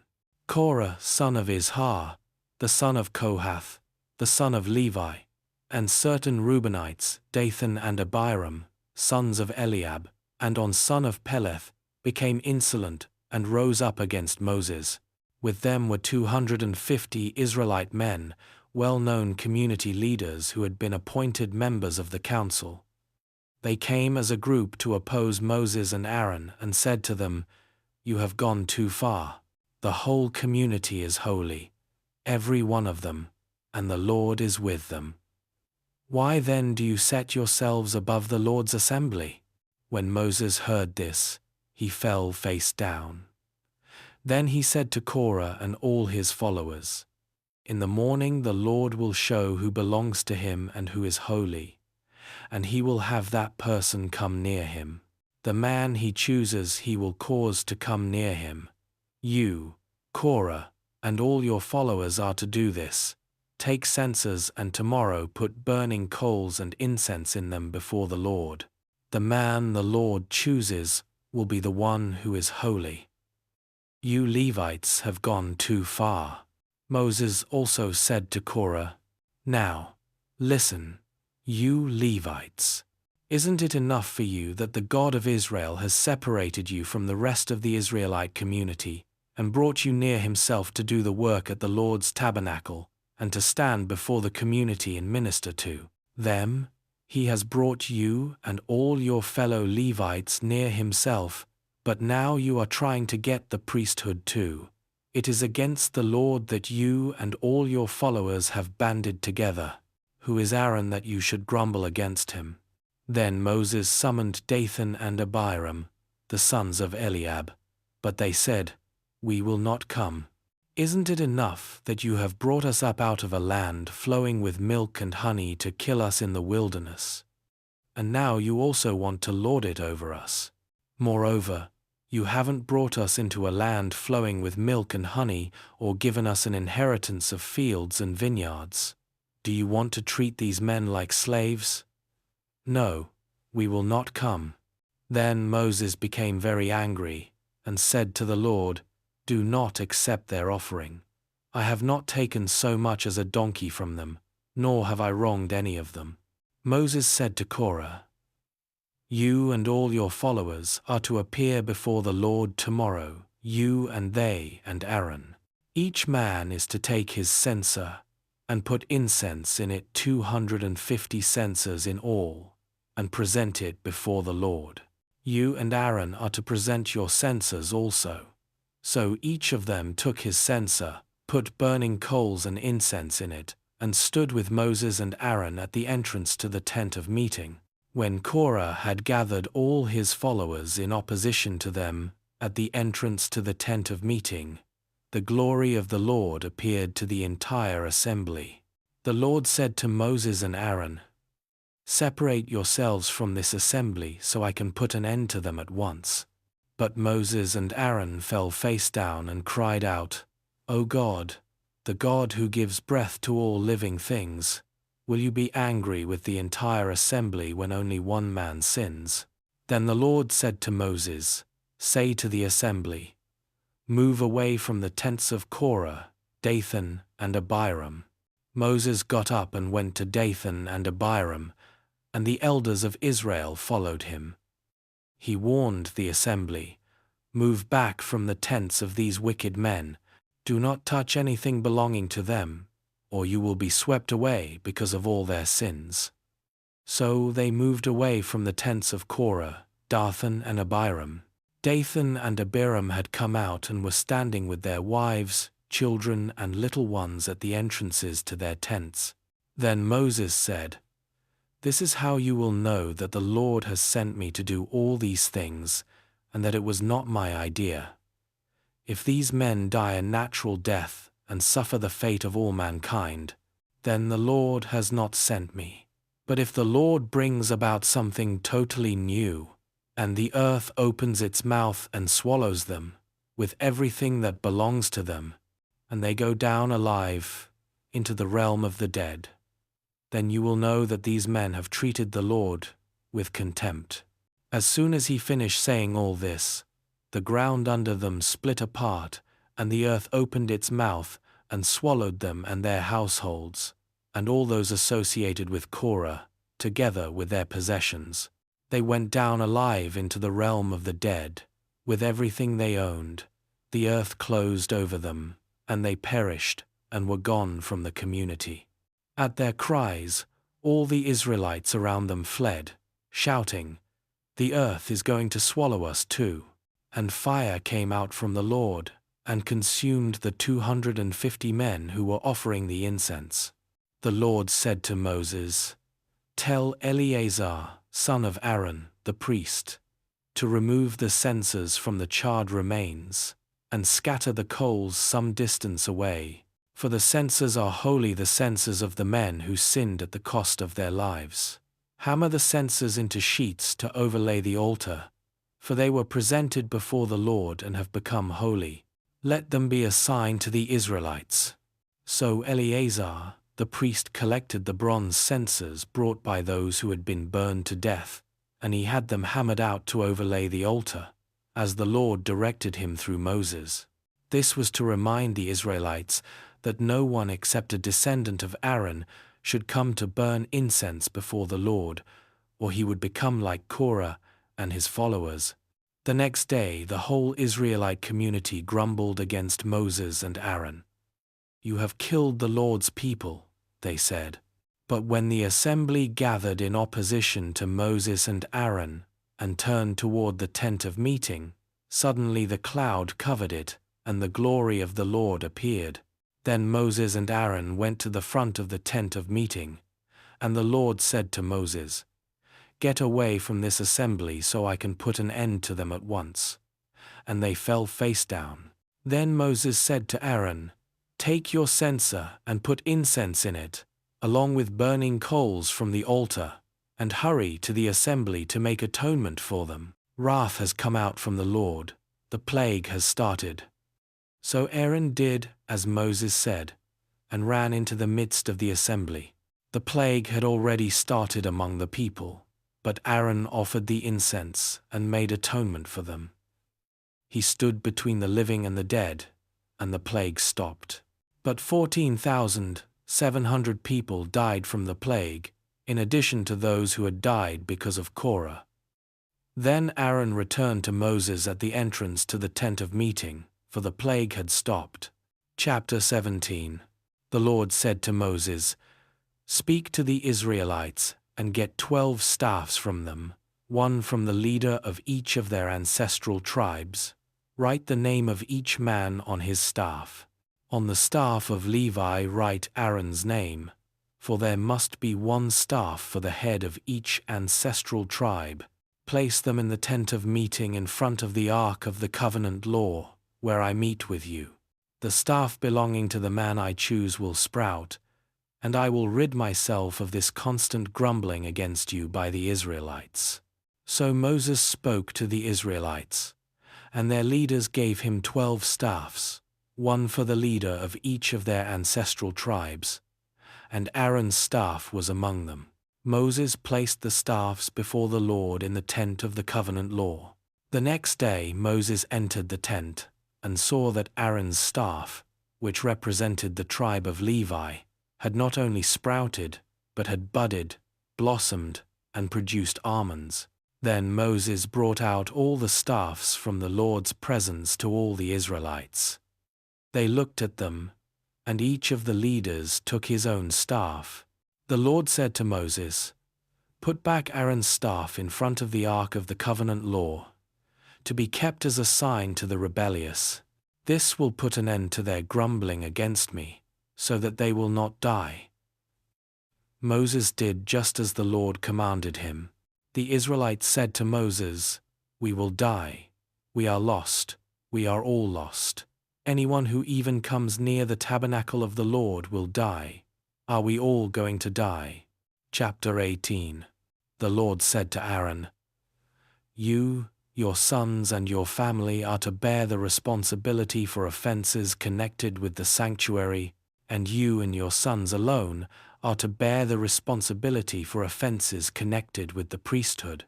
Bring your fellow Levites from your ancestral tribe to join you and assist you when you and your sons minister before the tent of the covenant law. They are to be responsible to you and are to perform all the duties of the tent, but they must not go near the furnishings of the sanctuary or the altar. Otherwise both they and you will die. They are to join you and be responsible for the care of the tent of meeting, all the work at the tent, and no one else may come near where you are. You are to be responsible for the care of the sanctuary and the altar, so that my wrath will not fall on the Israelites again. I myself have selected your fellow Levites from among the Israelites as a gift to you, dedicated to the Lord to do the work at the tent of meeting. But only you and your sons may serve as priests in connection with everything, at the altar and inside the curtain. I am giving you the service of the priesthood as a gift. Anyone else who comes near the sanctuary is to be put to death." Then the Lord said to Aaron, "I myself have put you in charge of the offerings presented to me. All the holy offerings the Israelites give me I give to you and your sons as your portion, your perpetual share. You are to have the part of the most holy offerings that is kept from the fire. From all the gifts they bring me as most holy offerings, whether grain or sin or guilt offerings, that part belongs to you and your sons. Eat it as something most holy. Every male shall eat it. You must regard it as holy. This also is yours, whatever is set aside from the gifts of all the wave offerings of the Israelites. I give this to you and your sons and daughters as your perpetual share. Everyone in your household who is ceremonially clean may eat it. I give you all the finest olive oil and all the finest new wine and grain they give the Lord as the first fruits of their harvest. All the land's first fruits that they bring to the Lord will be yours. Everyone in your household who is ceremonially clean may eat it. Everything in Israel that is devoted to the Lord is yours. The first offspring of every womb, both human and animal, that is offered to the Lord is yours. But you must redeem every firstborn son and every firstborn male of unclean animals.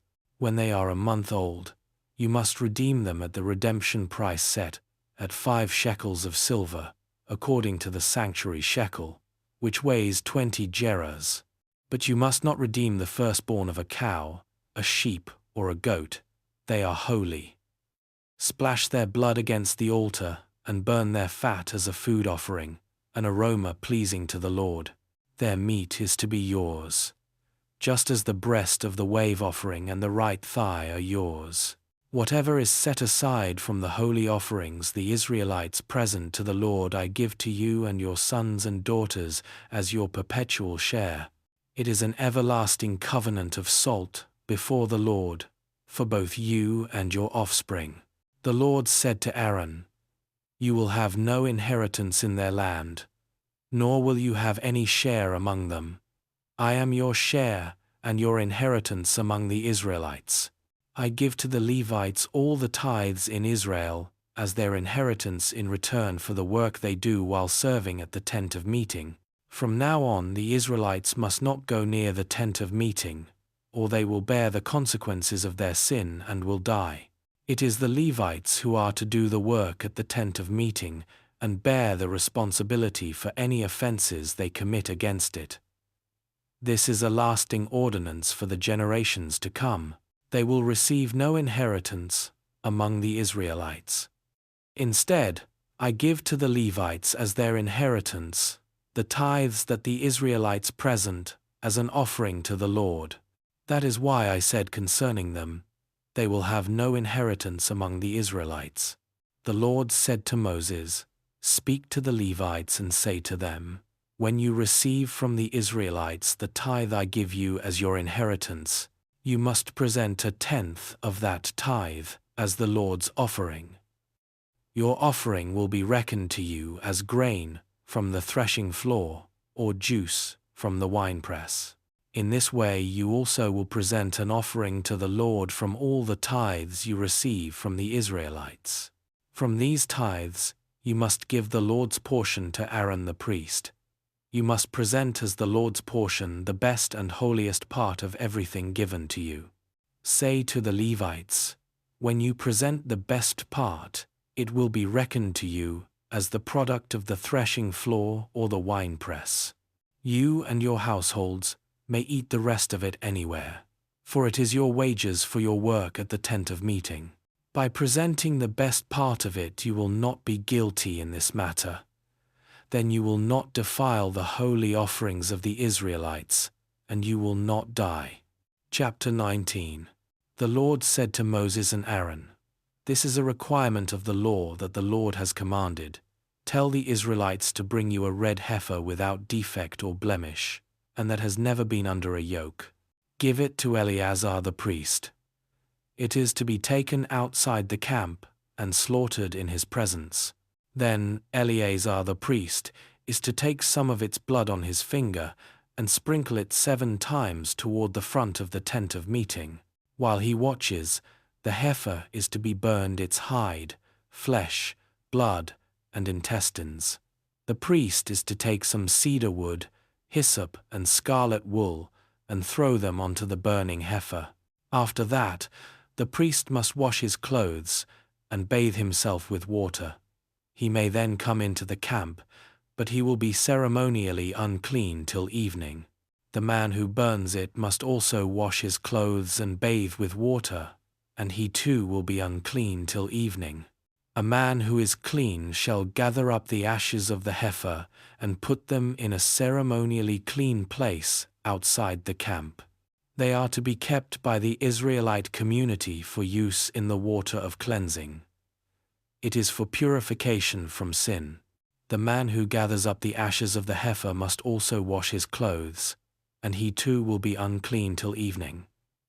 This will be a lasting ordinance both for the Israelites and for the foreigners residing among them. Whoever touches a human corpse will be unclean for 7 days. They must purify themselves with the water on the 3rd day and on the 7th day. Then they will be clean. But if they do not purify themselves on the 3rd and 7th days, they will not be clean. If they fail to purify themselves after touching a human corpse, they defile the Lord's tabernacle. They must be cut off from Israel.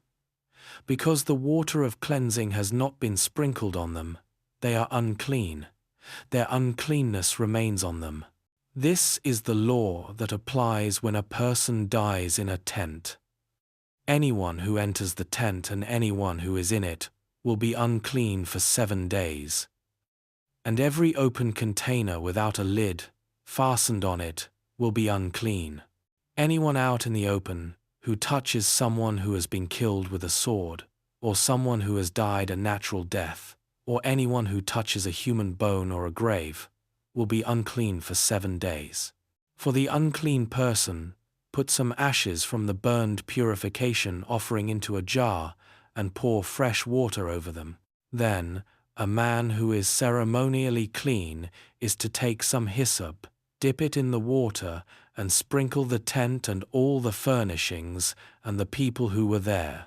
He must also sprinkle anyone who has touched a human bone or a grave, or anyone who has been killed, or anyone who has died a natural death.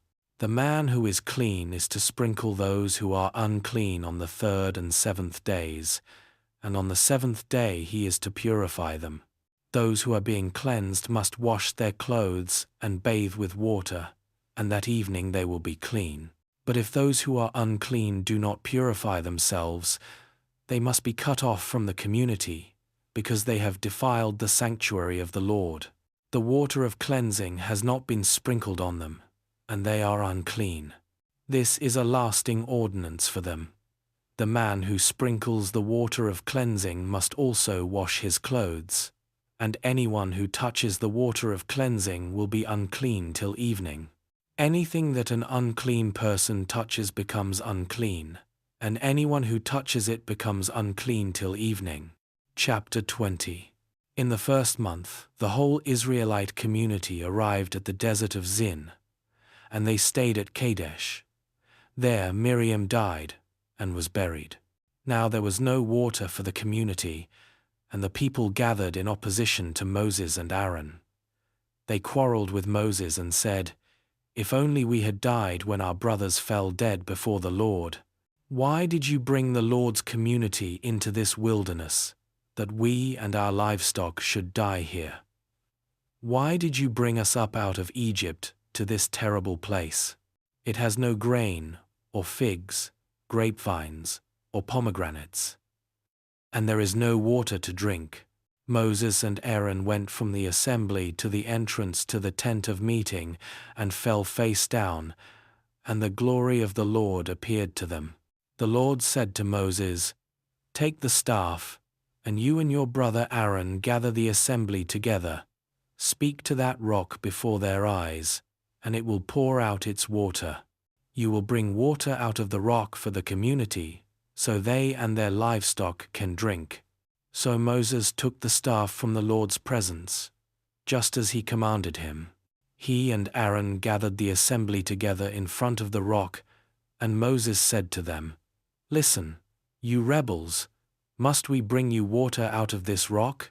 Then Moses raised his arm and struck the rock twice with his staff.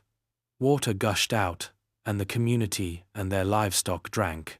But the Lord said to Moses and Aaron, "Because you did not trust in me enough to honor me as holy in the sight of the Israelites, you will not bring this community into the land I give them." These were the waters of Meribah, where the Israelites quarreled with the Lord, and where he was proved holy among them. Moses sent messengers from Kadesh to the king of Edom, saying, "This is what your brother Israel says. You know about all the hardships that have come on us. Our ancestors went down into Egypt, and we lived there many years. The Egyptians mistreated us and our ancestors, but when we cried out to the Lord, he heard our cry and sent an angel and brought us out of Egypt. Now we are here at Kadesh, a town on the edge of your territory. Please let us pass through your country. We will not go through any field or vineyard, or drink water from any well. We will travel along the king's highway and not turn to the right or to the left until we have passed through your territory." But Edom answered, "You may not pass through here. If you try, we will march out and attack you with the sword." The Israelites replied, "We will go along the main road, and if we or our livestock drink any of your water, we will pay for it. We only want to pass through on foot, nothing else." Again they answered, "You may not pass through." Then Edom came out against them with a large and powerful army. Since Edom refused to let them go through their territory, Israel turned away from them. The whole Israelite community set out from Kadesh and came to Mount Hor. At Mount Hor, near the border of Edom, the Lord said to Moses and Aaron, "Aaron will be gathered to his people. He will not enter the land I give the Israelites, because both of you rebelled against my command at the waters of Meribah. Get Aaron and his son Eleazar, and take them up Mount Hor. Remove Aaron's garments, and put them on his son Eleazar. For Aaron will be gathered to his people. He will die there." Moses did as the Lord commanded. They went up Mount Hor in the sight of the whole community. Moses removed Aaron's garments and put them on his son Eleazar. And Aaron died there on top of the mountain. Then Moses and Eleazar came down from the mountain. And when the whole community learned that Aaron had died, all the Israelites mourned for him 30 days. Chapter 21. When the Canaanite king of Arad, who lived in the Negev, heard that Israel was coming along the road to Atharim, he attacked the Israelites and captured some of them. Then Israel made this vow to the Lord: "If you will deliver these people into our hands, we will totally destroy their cities." The Lord listened to Israel's plea and gave the Canaanites over to them. They completely destroyed them and their towns. So the place was named Hormah. They traveled from Mount Hor along the route to the Red Sea to go around Edom. But the people grew impatient on the way. They spoke against God and against Moses and said, "Why have you brought us up out of Egypt to die in the wilderness? There is no bread, there is no water, and we detest this miserable food." Then the Lord sent venomous snakes among them. They bit the people, and many Israelites died. The people came to Moses and said, "We sinned when we spoke against the Lord and against you. Pray that the Lord will take the snakes away from us."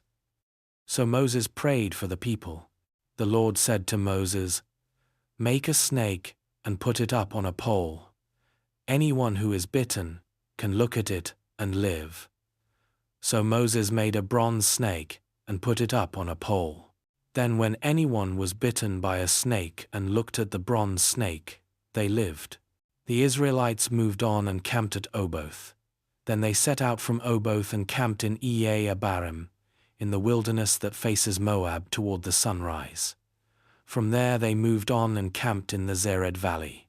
They set out from there and camped alongside the Arnon, which is in the wilderness extending into Amorite territory.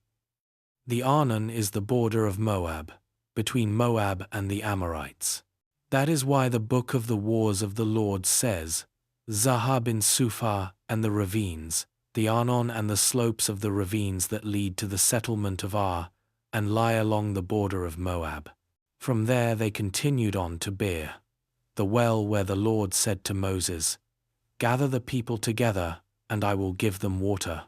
Then Israel sang this song: "Spring up, O well. Sing about it, about the well that the princes dug, that the nobles of the people sank the nobles with scepters and staffs." Then they went from the wilderness to Mattanah, from Mattanah to Nahaliel, from Nahaliel to Bamoth, and from Bamoth to the valley in Moab, where the top of Pisgah overlooks the wasteland. Israel sent messengers to say to Sihon king of the Amorites, "Let us pass through your country. We will not turn aside into any field or vineyard, or drink water from any well. We will travel along the king's highway until we have passed through your territory." But Sihon would not let Israel pass through his territory. He mustered his entire army and marched out into the wilderness against Israel. When he reached Jahaz, he fought with Israel. Israel, however, put him to the sword and took over his land from the Arnon to the Jabbok, but only as far as the Ammonites, because their border was fortified.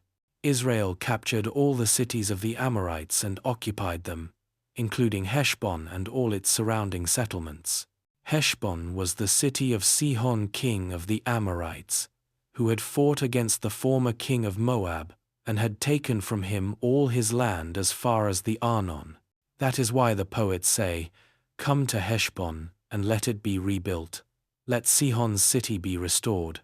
Fire went out from Heshbon, a blaze from the city of Sihon. It consumed Ar of Moab, the citizens of Arnon's heights. Woe to you, Moab! You are destroyed, people of Chemosh. He has given up his sons as fugitives and his daughters as captives to Sihon king of the Amorites, but we have overthrown them. Heshbon's dominion has been destroyed all the way to Dibon. We have demolished them as far as Nophah, which extends to Medeba. So Israel settled in the land of the Amorites.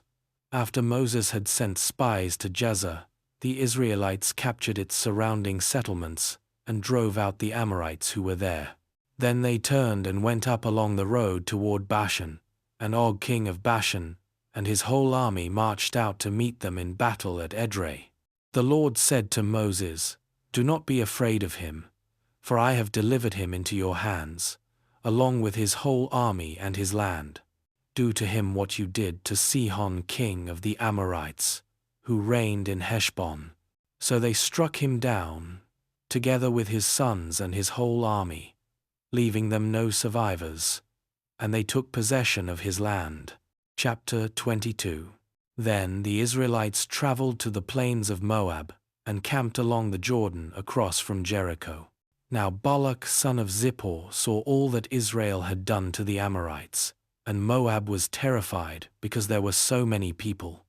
Indeed, Moab was filled with dread because of the Israelites. The Moabites said to the elders of Midian, "This horde is going to lick up everything around us, as an ox licks up the grass of the field." So Balak son of Zippor, who was king of Moab at that time, sent messengers to summon Balaam, son of Beor, who was at Pethor, near the Euphrates River, in his native land. Balak said, "A people has come out of Egypt. They cover the face of the land and have settled next to me. Now come and put a curse on these people, because they are too powerful for me. Perhaps then I will be able to defeat them and drive them out of the land. For I know that whoever you bless is blessed, and whoever you curse is cursed." The elders of Moab and Midian left, taking with them the fee for divination. When they came to Balaam, they told him what Balak had said. "Spend the night here," Balaam said to them, "and I will report back to you with the answer the Lord gives me." So the Moabite officials stayed with him. God came to Balaam and asked, "Who are these men with you?" Balaam said to God, "Balak son of Zippor, king of Moab, sent me this message. A people that has come out of Egypt covers the face of the land. Now come and put a curse on them for me. Perhaps then I will be able to fight them and drive them away." But God said to Balaam, "Do not go with them. You must not put a curse on those people, because they are blessed." The next morning Balaam got up and said to Balak's officials, "Go back to your own country, for the Lord has refused to let me go with you." So the Moabite officials returned to Balak and said, "Balaam refused to come with us." Then Balak sent other officials, more numerous and more distinguished than the first. They came to Balaam and said, "This is what Balak son of Zippor says. Do not let anything keep you from coming to me, because I will reward you handsomely and do whatever you say. Come and put a curse on these people for me." But Balaam answered them, "Even if Balak gave me all the silver and gold in his palace, I could not do anything great or small to go beyond the command of the Lord my God. Now spend the night here so that I can find out what else the Lord will tell me." That night God came to Balaam and said, "Since these men have come to summon you, go with them, but do only what I tell you." Balaam got up in the morning, saddled his donkey and went with the Moabite officials. But God was very angry when he went, and the angel of the Lord stood in the road to oppose him. Balaam was riding on his donkey, and his 2 servants were with him. When the donkey saw the angel of the Lord standing in the road with a drawn sword in his hand, it turned off the road into a field. Balaam beat it to get it back on the road. Then the angel of the Lord stood in a narrow path through the vineyards, with walls on both sides. When the donkey saw the angel of the Lord, it pressed close to the wall, crushing Balaam's foot against it. So he beat the donkey again. Then the angel of the Lord moved on ahead, and stood in a narrow place, where there was no room to turn, either to the right or to the left. When the donkey saw the angel of the Lord, it lay down under Balaam, and he was angry and beat it with his staff. Then the Lord opened the donkey's mouth, and it said to Balaam, "What have I done to you to make you beat me these 3 times?" Balaam answered the donkey, "You have made a fool of me. If only I had a sword in my hand, I would kill you right now." The donkey said to Balaam, "Am I not your own donkey, which you have always ridden, to this day? Have I been in the habit of doing this to you?" "No," he said. Then the Lord opened Balaam's eyes, and he saw the angel of the Lord standing in the road with his sword drawn. So he bowed low and fell face down. The angel of the Lord asked him, "Why have you beaten your donkey these 3 times? I have come here to oppose you, because your path is a reckless one before me. The donkey saw me and turned away from me these 3 times. If it had not turned away, I would certainly have killed you by now, but I would have spared it." Balaam said to the angel of the Lord, "I have sinned. I did not realize you were standing in the road to oppose me. Now if you are displeased, I will go back." The angel of the Lord said to Balaam, "Go with the men, but speak only what I tell you." So Balaam went with Balak's officials. When Balak heard that Balaam was coming, he went out to meet him at the Moabite town on the Arnon border, at the edge of his territory. Balak said to Balaam, "Did I not send you an urgent summons? Why didn't you come to me? Am I really not able to reward you?" "Well, I have come to you now," Balaam replied, "but I can't say whatever I please. I must speak only what God puts in my mouth." Then Balaam went with Balak to Kiriath Huzoth. Balak sacrificed cattle and sheep, and gave some to Balaam and the officials who were with him. The next morning Balak took Balaam up to Bamoth Baal, and from there he could see the outskirts of the Israelite camp. Chapter 23. Balaam said, "Build me 7 altars here, and prepare 7 bulls and 7 rams for me." Balak did as Balaam said, and the 2 of them offered a bull and a ram on each altar. Then Balaam said to Balak, "Stay here beside your offering while I go aside. Perhaps the Lord will come to meet with me.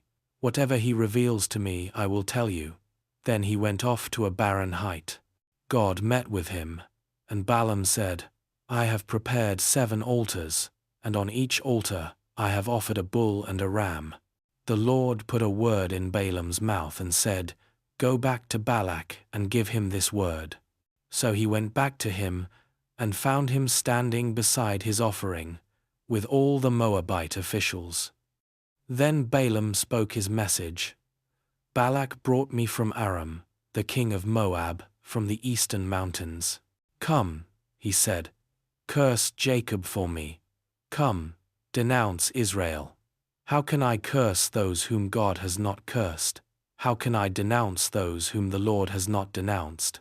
From the rocky peaks I see them, from the heights I view them. I see a people who live apart and do not consider themselves one of the nations, who can count the dust of Jacob or number even a fourth of Israel. Let me die the death of the righteous, and may my final end be like theirs." Balak said to Balaam, "What have you done to me? I brought you to curse my enemies, but you have done nothing but bless them." He answered, "Must I not speak what the Lord puts in my mouth?" Then Balak said to him, "Come with me to another place where you can see them.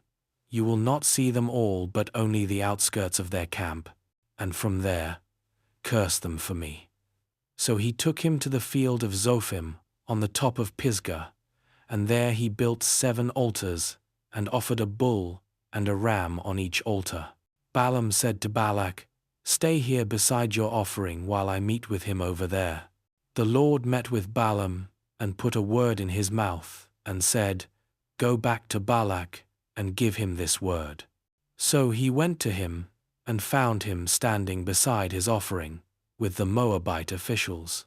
Balak asked him, "What did the Lord say?" Then he spoke his message. "Arise, Balak, and listen. Hear me, son of Zippor. God is not human, that he should lie, not a human being, that he should change his mind. Does he speak and then not act? Does he promise and not fulfill? I have received a command to bless. He has blessed, and I cannot change it. No misfortune is seen in Jacob, no misery observed in Israel. The Lord their God is with them. The shout of the king is among them. God brought them out of Egypt. They have the strength of a wild ox. There is no divination against Jacob, no evil omens against Israel. It will now be said of Jacob and of Israel, see what God has done. The people rise like a lioness. They rouse themselves like a lion that does not rest till it devours its prey and drinks the blood of its victims.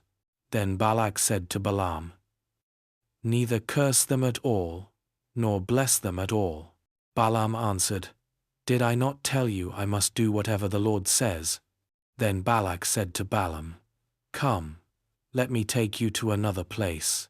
Perhaps it will please God to let you curse them for me from there. And Balak took Balaam to the top of Peor, overlooking the wasteland.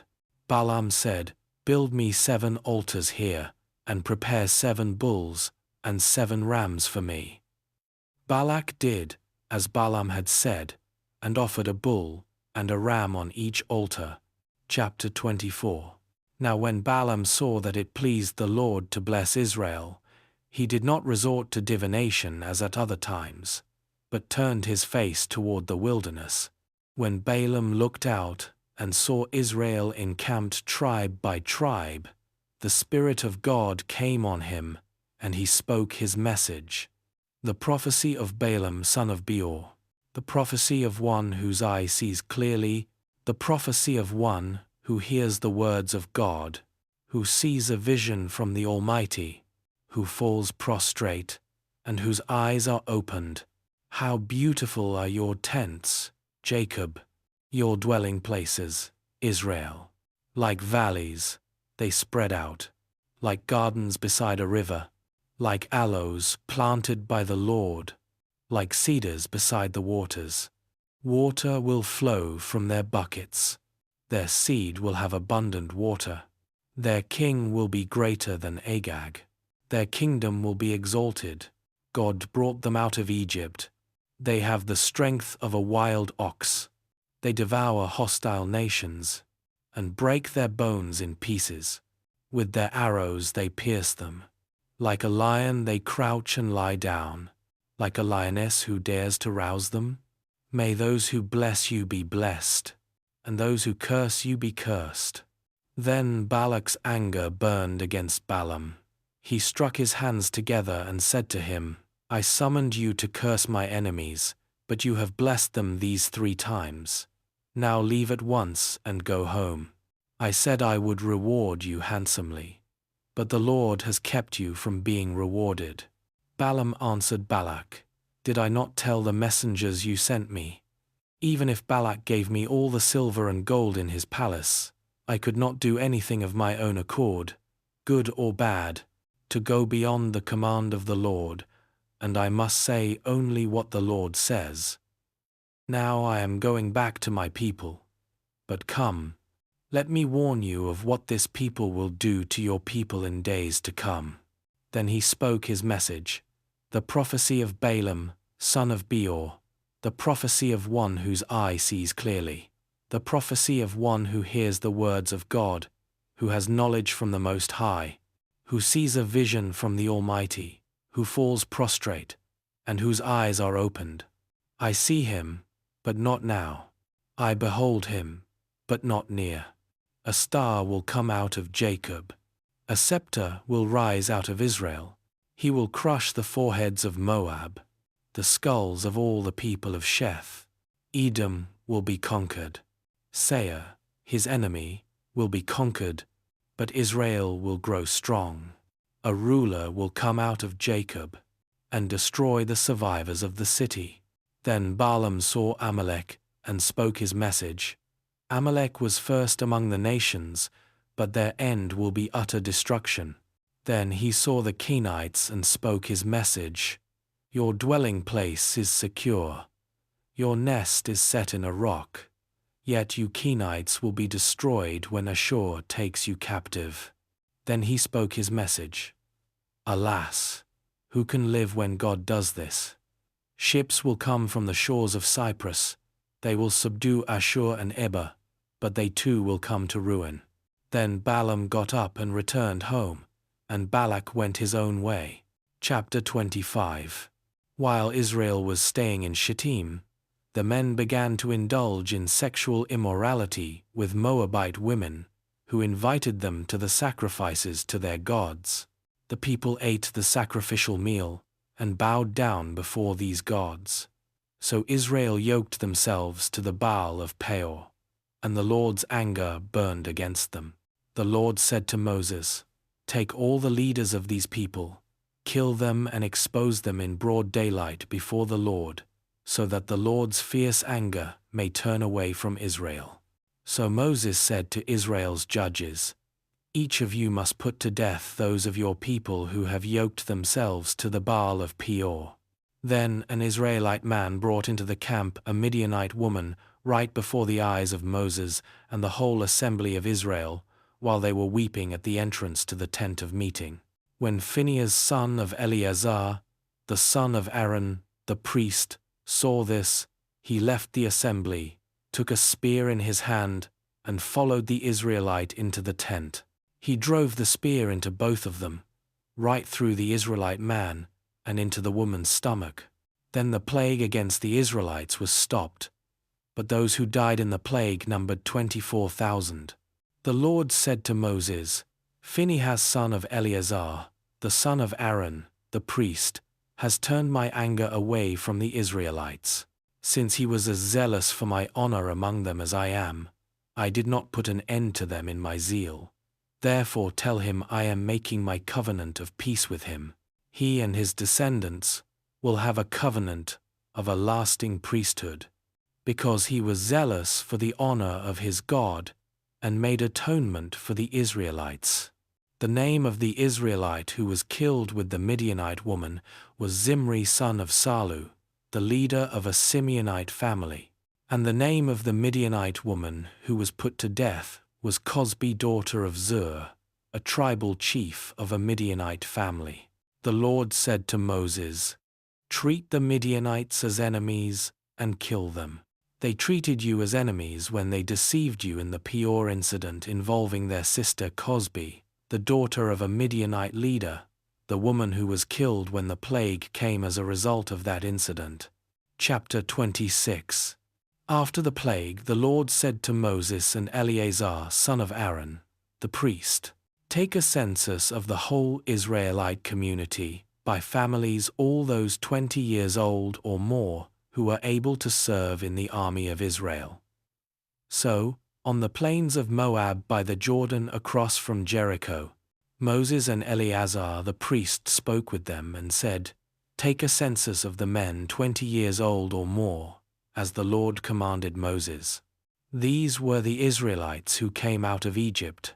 The descendants of Reuben, the firstborn son of Israel, were, through Hanok, the Hanokite clan, through Palu, the Paluite clan, through Hezron, the Hezronite clan, through Carmi, the Carmite clan. These were the clans of Reuben. Those numbered were 43,730. The son of Palu was Eliab, and the sons of Eliab were Nemuel, Dathan, and Abiram. The same Dathan and Abiram were the community officials who rebelled against Moses and Aaron and were among Korah's followers when they rebelled against the Lord. The earth opened its mouth and swallowed them along with Korah, whose followers died when the fire devoured the 250 men, and they served as a warning sign. The line of Korah, however, did not die out. The descendants of Simeon by their clans were, through Nemuel, the Nemuelite clan, through Jamin, the Jaminite clan, through Jachin, the Jachinite clan, through Zerah, the Zerahite clan, through Shaul, the Shaulite clan. These were the clans of Simeon. Those numbered were 22,200. The descendants of Gad by their clans were, through Zephon, the Zephonite clan, through Haggi, the Haggite clan, through Shuni, the Shunite clan, through Ozni, the Oznite clan, through Eri, the Erite clan, through Arodi, the Erodite clan, through Areli, the Erelite clan. These were the clans of Gad. Those numbered were 40,500. And Onan were sons of Judah, but they died in Canaan. The descendants of Judah by their clans were, through Shelah, the Shelonite clan, through Perez, the Perezite clan, through Zerah, the Zerahite clan. The descendants of Perez were, through Hezron, the Hezronite clan, through Hamel, the Hamelite clan. These were the clans of Judah. Those numbered were 76,500. The descendants of Issachar by their clans were, through Tola, the Tolite clan, through Puah, the Puite clan, through Jashub, the Jashubite clan, through Shimron, the Shimronite clan. These were the clans of Issachar. Those numbered were 64,300. The descendants of Zebulun by their clans were, through Sered, the Seredite clan, through Elon, the Elonite clan, through Jaleel, the Jalelite clan. These were the clans of Zebulun. Those numbered were 60,500. The descendants of Joseph by their clans through Manasseh and Ephraim were, the descendants of Manasseh, through Machir, the Machirite clan. Machir was the father of Gilead. Through Gilead, the Gileadite clan. These were the descendants of Gilead. Through Ezer, the Ezerite clan. Through Helek, the Helekite clan. Through Azriel, the Azrielite clan. Through Shechem, the Shechemite clan. Through Shemida, the Shemidite clan. Through Hepher, the Hepherite clan. Zelophehad son of Hepher had no sons. He had only daughters, whose names were Mahlah, Noah, Hoglah, Milcah, and Tirzah. These were the clans of Manasseh. Those numbered were 52,700. These were the descendants of Ephraim by their clans. Through Shuthelah, the Shuthelahite clan. Through Becher, the Becherite clan. Through Tahan, the Tahanite clan. These were the descendants of Shuthelah. Through Aaron, the Aaronite clan. These were the clans of Ephraim. Those numbered were 32,500. These were the descendants of Joseph by their clans. The descendants of Benjamin by their clans were, through Bela, the Belite clan. Through Ashbel, the Ashbelite clan. Through Ahiram, the Ahiramite clan. Through Shupam, the Shupamite clan. Through Huppam, the Huppamite clan. The descendants of Bela through Ard and Naaman were, through Ard, the Ardite clan. Through Naaman, the Naamite clan. These were the clans of Benjamin. Those numbered were 45,600. These were the descendants of Dan by their clans. Through Shuham, the Shuhamite clan. These were the clans of Dan. All of them were Shuhamite clans, and those numbered were 64,400. The descendants of Asher by their clans were, through Imnah, the Imnite clan. Through Ishvi, the Ishvite clan. Through Beriah, the Beriite clan. And through the descendants of Beriah, through Heber, the Heberite clan. Through Malkiel, the Malkielite clan. Asher had a daughter named Sarah. These were the clans of Asher. Those numbered were 53,400. The descendants of Naphtali by their clans were, through Jaziel, the Jazilite clan. Through Guni, the Gunite clan. Through Jezer, the Jezerite clan. Through Shillem, the Shillemite clan. These were the clans of Naphtali. Those numbered were 45,400. The total number of the men of Israel was 601,730. The Lord said to Moses, "The land is to be allotted to them as an inheritance based on the number of names. To a larger group, give a larger inheritance, and to a smaller group a smaller one. Each is to receive its inheritance according to the number of those listed. Be sure that the land is distributed by lot. What each group inherits will be according to the names for its ancestral tribe. Each inheritance is to be distributed by lot among the larger and smaller groups. These were the Levites who were counted by their clans. Through Gershon, the Gershonite clan. Through Kohath, the Kohathite clan. Through Merari, the Merarite clan. These also were Levite clans: the Libnite clan, the Hebronite clan, the Marlite clan, the Mushite clan, the Korahite clan. Kohath was the forefather of Amram. The name of Amram's wife was Jochebed, a descendant of Levi, who was born to the Levites in Egypt. To Amram she bore Aaron, Moses, and their sister Miriam. Aaron was the father of Nadab and Abihu, Eleazar, and Ithamar. But Nadab and Abihu died when they made an offering before the Lord with unauthorized fire. All the male Levites a month old or more numbered 23,000. They were not counted along with the other Israelites because they received no inheritance among them. These are the ones counted by Moses and Eleazar the priest, when they counted the Israelites on the plains of Moab by the Jordan across from Jericho. Not one of them was among those counted by Moses and Aaron the priest when they counted the Israelites in the desert of Sinai. For the Lord had told those Israelites they would surely die in the wilderness. And not one of them was left, except Caleb son of Jephunneh and Joshua son of Nun. Chapter 27. The daughters of Zelophehad son of Hepher, the son of Gilead, the son of Machir, the son of Manasseh, belonged to the clans of Manasseh son of Joseph. The names of the daughters were Mahlah, Noah, Hoglah, Milcah, and Tirzah.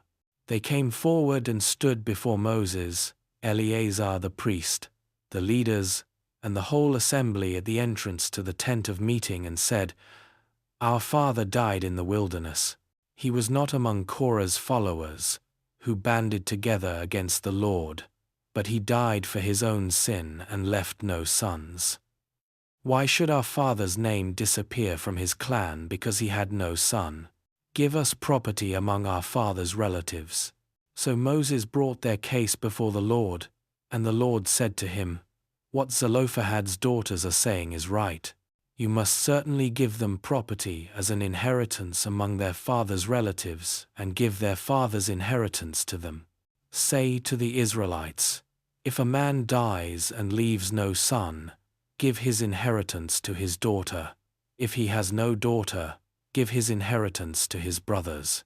If he has no brothers, give his inheritance to his father's brothers.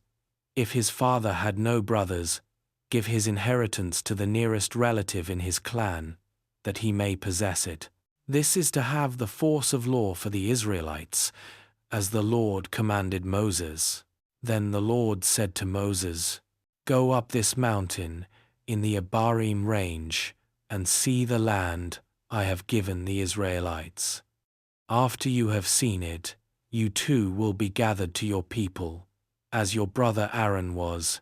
For when the community rebelled at the waters in the desert of Zin, both of you disobeyed my command to honor me as holy before their eyes. These were the waters of Meribah Kadesh, in the desert of Zin." Moses said to the Lord, "May the Lord, the God who gives breath to all living things, appoint someone over this community to go out and come in before them, one who will lead them out and bring them in. So the Lord's people will not be like sheep without a shepherd." So the Lord said to Moses, "Take Joshua son of Nun, a man in whom is the spirit of leadership, and lay your hand on him. Have him stand before Eleazar the priest and the entire assembly and commission him in their presence. Give him some of your authority so the whole Israelite community will obey him. He is to stand before Eleazar the priest, who will obtain decisions for him by inquiring of the Urim before the Lord. At his command, he and the entire community of the Israelites will go out, and at his command, they will come in. Moses did as the Lord commanded him. He took Joshua and had him stand before Eleazar the priest and the whole assembly. Then he laid his hands on him and commissioned him, as the Lord instructed through Moses. Chapter 28. The Lord said to Moses, "Give this command to the Israelites and say to them, Make sure that you present to me at the appointed time my food offerings, as an aroma pleasing to me. Say to them, This is the food offering you are to present to the Lord: 2 lambs a year old without defect, as a regular burnt offering each day. Offer 1 lamb in the morning, and the other at twilight, together with a grain offering of 1/10 of an ephah of the finest flour, mixed with 1/4 of a hin of oil from pressed olives. This is the regular burnt offering instituted at Mount Sinai, as a pleasing aroma, a food offering presented to the Lord. The accompanying drink offering is to be 1/4 of a hin of fermented drink with each lamb. Pour out the drink offering to the Lord at the sanctuary. Offer the 2nd lamb at twilight, along with the same kind of grain offering and drink offering that you offer in the morning. This is a food offering, an aroma pleasing to the Lord. On the Sabbath day, make an offering of 2 lambs a year old without defect, together with its drink offering and a grain offering of 2/10 of an ephah of the finest flour mixed with olive oil. This is the burnt offering for every Sabbath, in addition to the regular burnt offering and its drink offering. On the 1st of every month, present to the Lord a burnt offering of 2 young bulls, 1 ram, and 7 male lambs a year old, all without defect. With each bull, there is to be a grain offering of 3/10 of an ephah of the finest flour mixed with oil. With the ram, a grain offering of 2/10 of an ephah of the finest flour mixed with oil. And with each lamb, a grain offering of 1/10 of an ephah of the finest flour mixed with oil. This is for a burnt offering, a pleasing aroma, a food offering presented to the Lord. With each bull there is to be a drink offering of 1/2 a hin of wine, with the ram, 1/3 of a hin, and with each lamb, 1/4 of a hin. This is the monthly burnt offering to be made at each new moon during the year. Besides the regular burnt offering with its drink offering, 1 male goat is to be presented to the Lord as a sin offering. On the 14th day of the 1st month, the Lord's Passover is to be held. On the 15th day of this month, there is to be a festival. For 7 days eat bread made without yeast. On the 1st day hold a sacred assembly, and do no regular work. Present to the Lord a food offering consisting of a burnt offering of 2 young bulls, 1 ram, and 7 male lambs a year old, all without defect. With each bull, offer a grain offering of 3/10 of an ephah of the finest flour mixed with oil. With the ram, 2/10, and with each of the 7 lambs, 1/10. Include 1 male goat as a sin offering to make atonement for you. Offer these in addition to the regular morning burnt offering. In this way, present the food offering every day for 7 days as an aroma pleasing to the Lord. It is to be offered in addition to the regular burnt offering and its drink offering. On the 7th day hold a sacred assembly, and do no regular work. On the day of first fruits, when you present to the Lord an offering of new grain during the festival of weeks, hold a sacred assembly, and do no regular work. Present a burnt offering of 2 young bulls, 1 ram and 7 male lambs a year old as an aroma pleasing to the Lord. With each bull, there is to be a grain offering of 3/10 of an ephah of the finest flour mixed with oil. With the ram, 2/10, and with each of the 7 lambs, 1/10. Include 1 male goat to make atonement for you. Offer these together with their drink offerings, in addition to the regular burnt offering and its grain offering. Be sure the animals are without defect. Chapter 29. On the 1st day of the 7th month, hold a sacred assembly, and do no regular work. It is a day for you to sound the trumpets. As an aroma pleasing to the Lord, offer a burnt offering of 1 young bull, 1 ram, and 7 male lambs a year old, all without defect. With the bull offer a grain offering of 3/10 of an ephah of the finest flour mixed with olive oil, with the ram, 2/10, and with each of the 7 lambs, 1/10. Include 1 male goat, as a sin offering to make atonement for you. These are in addition to the monthly and daily burnt offerings with their grain offerings and drink offerings as specified. They are food offerings presented to the Lord, a pleasing aroma. On the 10th day of this 7th month hold a sacred assembly. You must deny yourselves and do no work. Present as an aroma pleasing to the Lord a burnt offering of 1 young bull, 1 ram, and 7 male lambs a year old, all without defect. With the bull, offer a grain offering of 3/10 of an ephah of the finest flour mixed with oil. With the ram, 2/10, and with each of the 7 lambs, 1/10. Include 1 male goat as a sin offering, in addition to the sin offering for atonement, and the regular burnt offering, with its grain offering, and their drink offerings. On the 15th day of the 7th month, hold a sacred assembly and do no regular work. Celebrate a festival to the Lord for 7 days. Present as an aroma pleasing to the Lord a food offering consisting of a burnt offering of 13 young bulls, 2 rams, and 14 male lambs a year old, all without defect. With each of the 13 bulls offer a grain offering of 3/10 of an ephah of the finest flour mixed with oil, with each of the 2 rams, 2/10, and with each of the 14 lambs, 1/10. Include 1 male goat as a sin offering, in addition to the regular burnt offering, with its grain offering and drink offering. On the 2nd day offer 12 young bulls, 2 rams, and 14 male lambs a year old, all without defect. With the bulls, rams, and lambs, offer their grain offerings and drink offerings according to the number specified. Include 1 male goat as a sin offering, in addition to the regular burnt offering, with its grain offering, and their drink offerings. On the 3rd day offer 11 bulls, 2 rams, and 14 male lambs a year old, all without defect. With the bulls, rams, and lambs, offer their grain offerings and drink offerings according to the number specified. Include 1 male goat as a sin offering, in addition to the regular burnt offering with its grain offering and drink offering. On the 4th day offer 10 bulls, 2 rams, and 14 male lambs a year old, all without defect. With the bulls, rams, and lambs, offer their grain offerings and drink offerings according to the number specified. Include 1 male goat as a sin offering, in addition to the regular burnt offering with its grain offering and drink offering.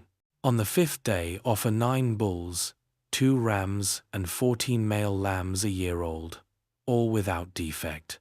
With the bulls, rams, and lambs, offer their grain offerings and drink offerings according to the number specified. Include 1 male goat as a sin offering, in addition to the regular burnt offering with its grain offering and drink offering. On the 6th day, offer 8 bulls, 2 rams, and 14 male lambs a year old, all without defect. With the bulls, rams, and lambs, offer their grain offerings and drink offerings according to the number specified. Include 1 male goat as a sin offering, in addition to the regular burnt offering, with its grain offering and drink offering. On the 7th day offer 7 bulls, 2 rams, and 14 male lambs a year old, all without defect. With the bulls, rams, and lambs, offer their grain offerings and drink offerings according to the number specified. Include 1 male goat as a sin offering, in addition to the regular burnt offering with its grain offering and drink offering. On the 8th day hold a closing special assembly and do no regular work. Present as an aroma pleasing to the Lord a food offering consisting of a burnt offering of 1 bull, one ram, and 7 male lambs a year old, all without defect. With the bull, the ram, and the lambs, offer their grain offerings and drink offerings according to the number specified. Include 1 male goat as a sin offering, in addition to the regular burnt offering with its grain offering and drink offering. In addition to what you vow and your free will offerings, offer these to the Lord at your appointed festivals: your burnt offerings, grain offerings, drink offerings, and fellowship offerings. Moses told the Israelites all that the Lord commanded him. Chapter 30.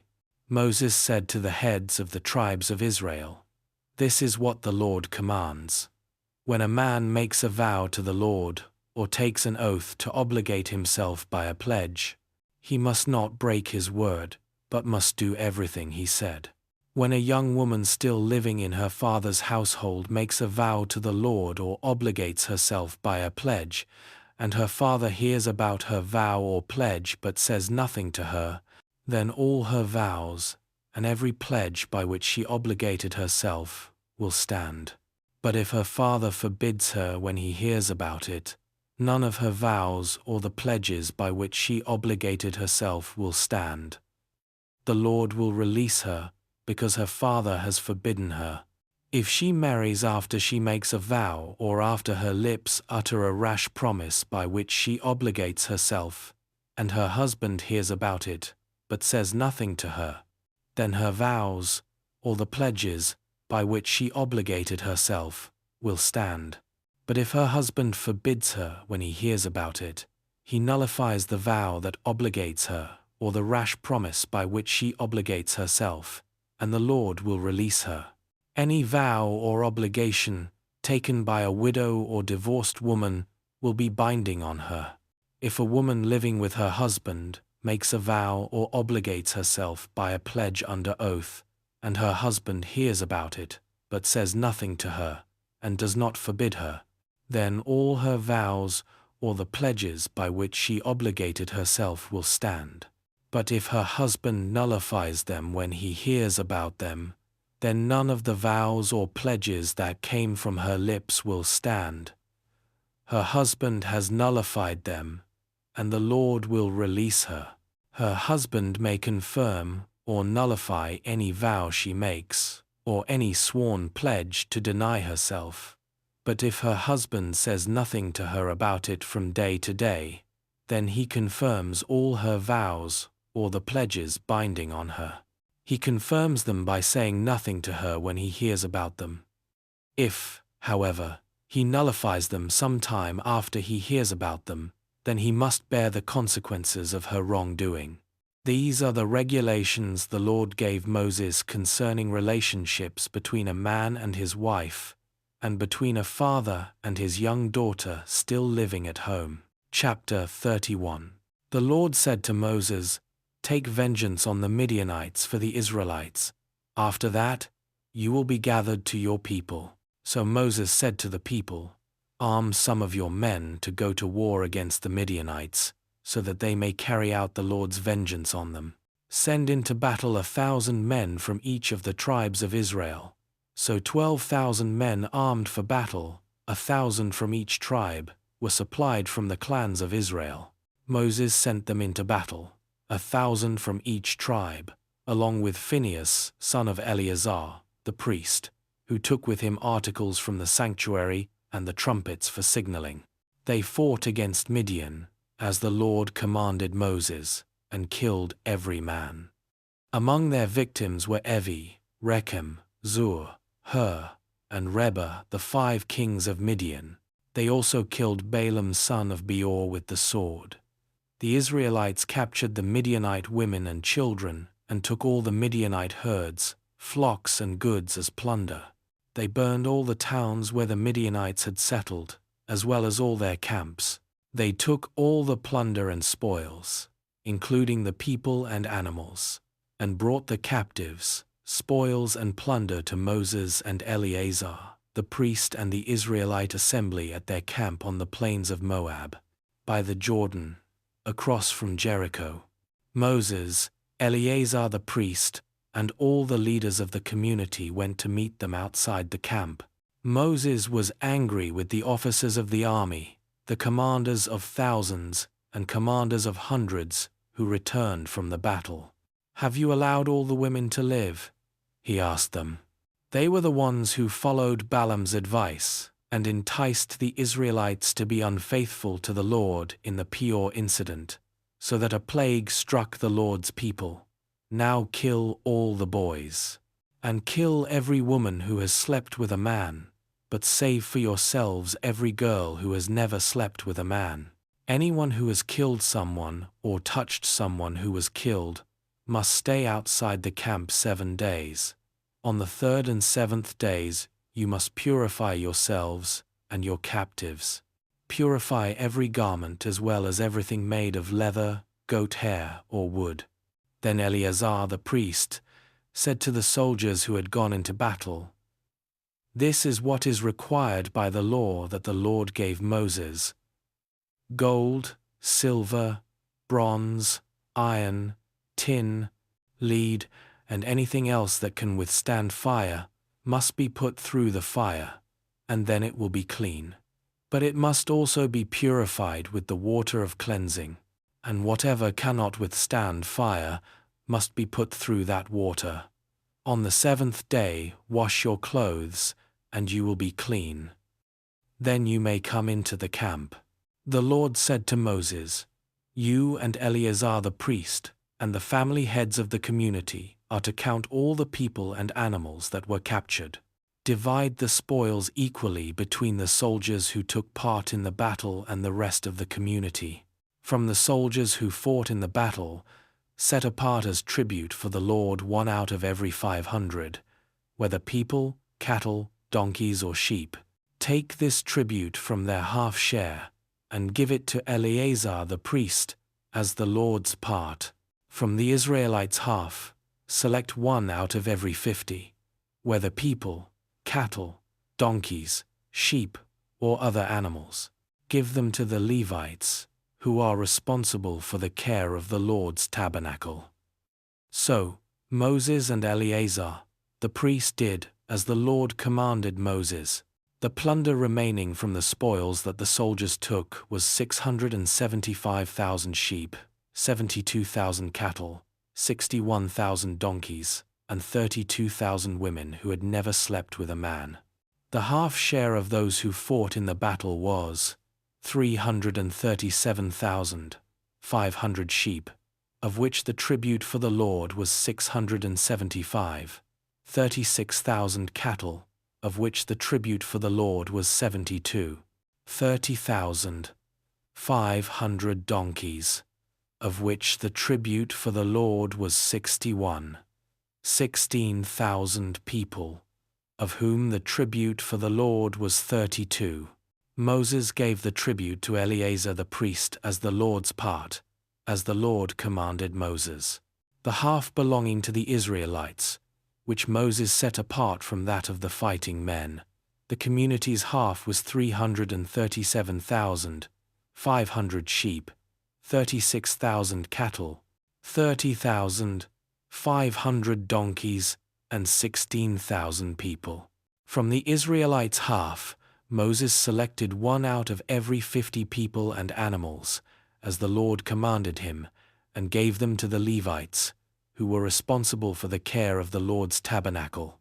Then the officers who were over the units of the army, the commanders of thousands and commanders of hundreds, went to Moses and said to him, "Your servants have counted the soldiers under our command, and not one is missing.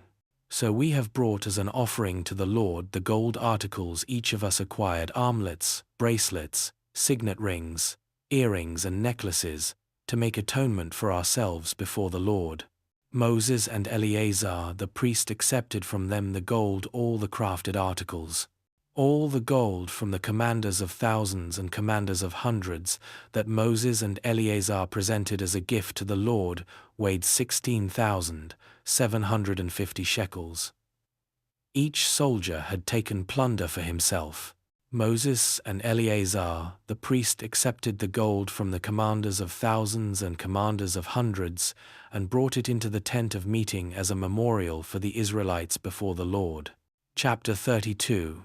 The Reubenites and Gadites, who had very large herds and flocks, saw that the lands of Jazer and Gilead were suitable for livestock. So they came to Moses and Eleazar the priest, and to the leaders of the community, and said, Ataroth, Dibon, Jazer, Nimrah, Heshbon, Eleale, Sebam, Nebo and Beon, the land the Lord subdued before the people of Israel, are suitable for livestock, and your servants have livestock. If we have found favor in your eyes, they said, let this land be given to your servants as our possession. Do not make us cross the Jordan. Moses said to the Gadites and Reubenites, should your fellow Israelites go to war while you sit here? Why do you discourage the Israelites from crossing over into the land the Lord has given them? This is what your fathers did when I sent them from Kadesh Barnea to look over the land. After they went up to the valley of Eshcol and viewed the land, they discouraged the Israelites from entering the land the Lord had given them. The Lord's anger was aroused that day, and he swore this oath. Because they have not followed me wholeheartedly, not one of those who were 20 years old or more when they came up out of Egypt will see the land I promised on oath to Abraham, Isaac and Jacob, not one except Caleb son of Jephunneh, the Kenizzite, and Joshua son of Nun, for they followed the Lord wholeheartedly. The Lord's anger burned against Israel, and he made them wander in the wilderness 40 years, until the whole generation of those who had done evil in his sight was gone. And here you are, a brood of sinners, standing in the place of your fathers, and making the Lord even more angry with Israel. If you turn away from following him, he will again leave all this people in the wilderness, and you will be the cause of their destruction. Then they came up to him and said, we would like to build pens here for our livestock and cities for our women and children, but we will arm ourselves for battle and go ahead of the Israelites until we have brought them to their place. Meanwhile, our women and children will live in fortified cities, for protection from the inhabitants of the land. We will not return to our homes until each of the Israelites has received their inheritance. We will not receive any inheritance with them on the other side of the Jordan, because our inheritance has come to us on the east side of the Jordan. Then Moses said to them, if you will do this, if you will arm yourselves before the Lord for battle, and if all of you who are armed cross over the Jordan before the Lord until he has driven his enemies out before him, then when the land is subdued before the Lord, you may return and be free from your obligation to the Lord and to Israel, and this land will be your possession before the Lord. But if you fail to do this, you will be sinning against the Lord, and you may be sure that your sin will find you out. Build cities for your women and children, and pens for your flocks, but do what you have promised. The Gadites and Reubenites said to Moses, we your servants will do as our Lord commands. Our children and wives, our flocks and herds will remain here in the cities of Gilead. But your servants, every man who is armed for battle, will cross over to fight before the Lord, just as our Lord says. Then Moses gave orders about them to Eleazar the priest and Joshua son of Nun and to the family heads of the Israelite tribes. He said to them, if the Gadites and Reubenites, every man armed for battle, cross over the Jordan with you before the Lord, then when the land is subdued before you, you must give them the land of Gilead as their possession. But if they do not cross over with you armed, they must accept their possession with you in Canaan. The Gadites and Reubenites answered, your servants will do what the Lord has said. We will cross over before the Lord into Canaan armed, but the property we inherit will be on this side of the Jordan. Then Moses gave to the Gadites, the Reubenites, and the half-tribe of Manasseh, son of Joseph, the kingdom of Sihon, king of the Amorites, and the kingdom of Og, king of Bashan, the whole land with its cities and the territory around them. The Gadites built up Dibon, Ataroth, Aror, Atroth, Shophan, Jazer, Jogbehar, Beth Nimrah, and Beth Haran, as fortified cities, and built pens for their flocks. And the Reubenites rebuilt Heshbon, Elealeh, and Kiriathaim, as well as Nebo and Baal-meon. These names were changed, and Sibmah. They gave names to the cities they rebuilt. The descendants of Machir son of Manasseh went to Gilead, captured it, and drove out the Amorites who were there. So Moses gave Gilead to the Machirites, the descendants of Manasseh, and they settled there. Jair, a descendant of Manasseh, captured their settlements and called them Havoth Jair. And Nobah captured Kenath and its surrounding settlements and called it Nobah after himself. Chapter 33. Here are the stages in the journey of the Israelites when they came out of Egypt by divisions under the leadership of Moses and Aaron. At the Lord's command, Moses recorded the stages in their journey. This is their journey by stages. The Israelites set out from Ramesses on the 15th day of the first month, the day after the Passover. They marched out defiantly, in full view of all the Egyptians, who were burying all their firstborn, whom the Lord had struck down among them, for the Lord had brought judgment on their gods. The Israelites left Ramesses and camped at Succoth. They left Succoth and camped at Etham, on the edge of the desert. They left Etham, turned back to Pi-hahiroth, to the east of Baal-zephon, and camped near Migdol. They left Pi-hahiroth and passed through the sea into the desert. And when they had traveled for 3 days in the desert of Etham, they camped at Marah.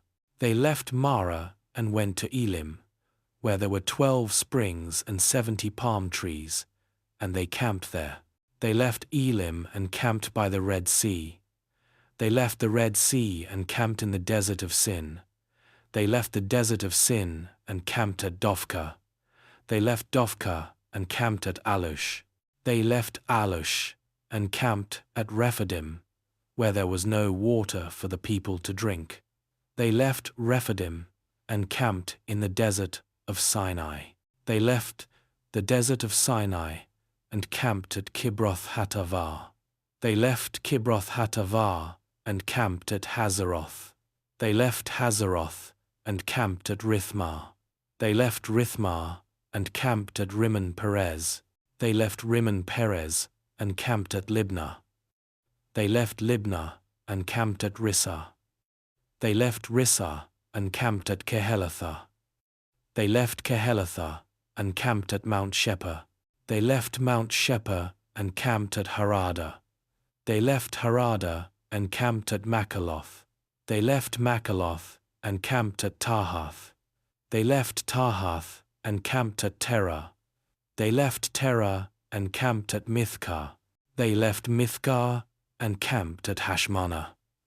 They left Hashmonah and camped at Moseroth. They left Moseroth and camped at Bene-Jaakan. They left Bene-Jaakan and camped at Hor-Haggidgad. They left Hor-Haggidgad and camped at Jotbatha. They left Jotbatha and camped at Abronah. They left Abronah and camped at Ezion-Geber. They left Ezion-Geber and camped at Kadesh, in the desert of Zin. They left Kadesh and camped at Mount Hor, on the border of Edom. At the Lord's command, Aaron the priest went up Mount Hor, where he died on the first day of the 5th month of the 40th year after the Israelites came out of Egypt. Aaron was 123 years old when he died on Mount Hor. The Canaanite king of Arad, who lived in the Negev of Canaan, heard that the Israelites were coming.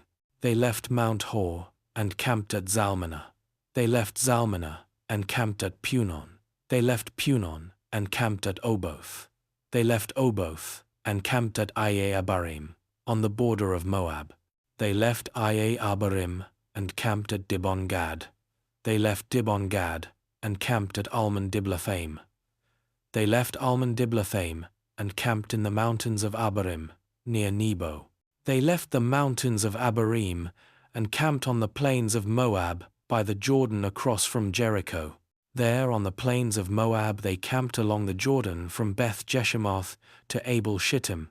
On the plains of Moab by the Jordan across from Jericho the Lord said to Moses, "Speak to the Israelites and say to them, when you cross the Jordan into Canaan, drive out all the inhabitants of the land before you.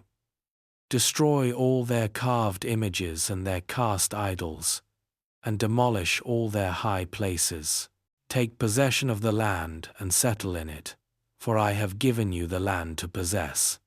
Distribute the land by lot, according to your clans. To a larger group give a larger inheritance, and to a smaller group a smaller one. Whatever falls to them by lot will be theirs. Distribute it according to your ancestral tribes. But if you do not drive out the inhabitants of the land, those you allow to remain will become barbs in your eyes and thorns in your sides. They will give you trouble in the land where you will live. And then I will do to you what I plan to do to them." Chapter 34. The Lord said to Moses, "Command the Israelites and say to them, when you enter Canaan, the land that will be allotted to you as an inheritance is to have these boundaries. Your southern side will include some of the desert of Zin along the border of Edom.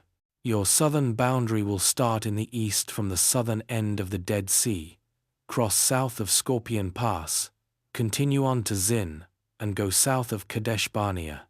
Then it will go to Hazar Adar, and over to Asmon, where it will turn, join the Wadi of Egypt, and end at the Mediterranean Sea. Your western boundary will be the coast of the Mediterranean Sea. This will be your boundary on the west. For your northern boundary, run a line from the Mediterranean Sea to Mount Hor, and from Mount Hor to Lebo Hamath.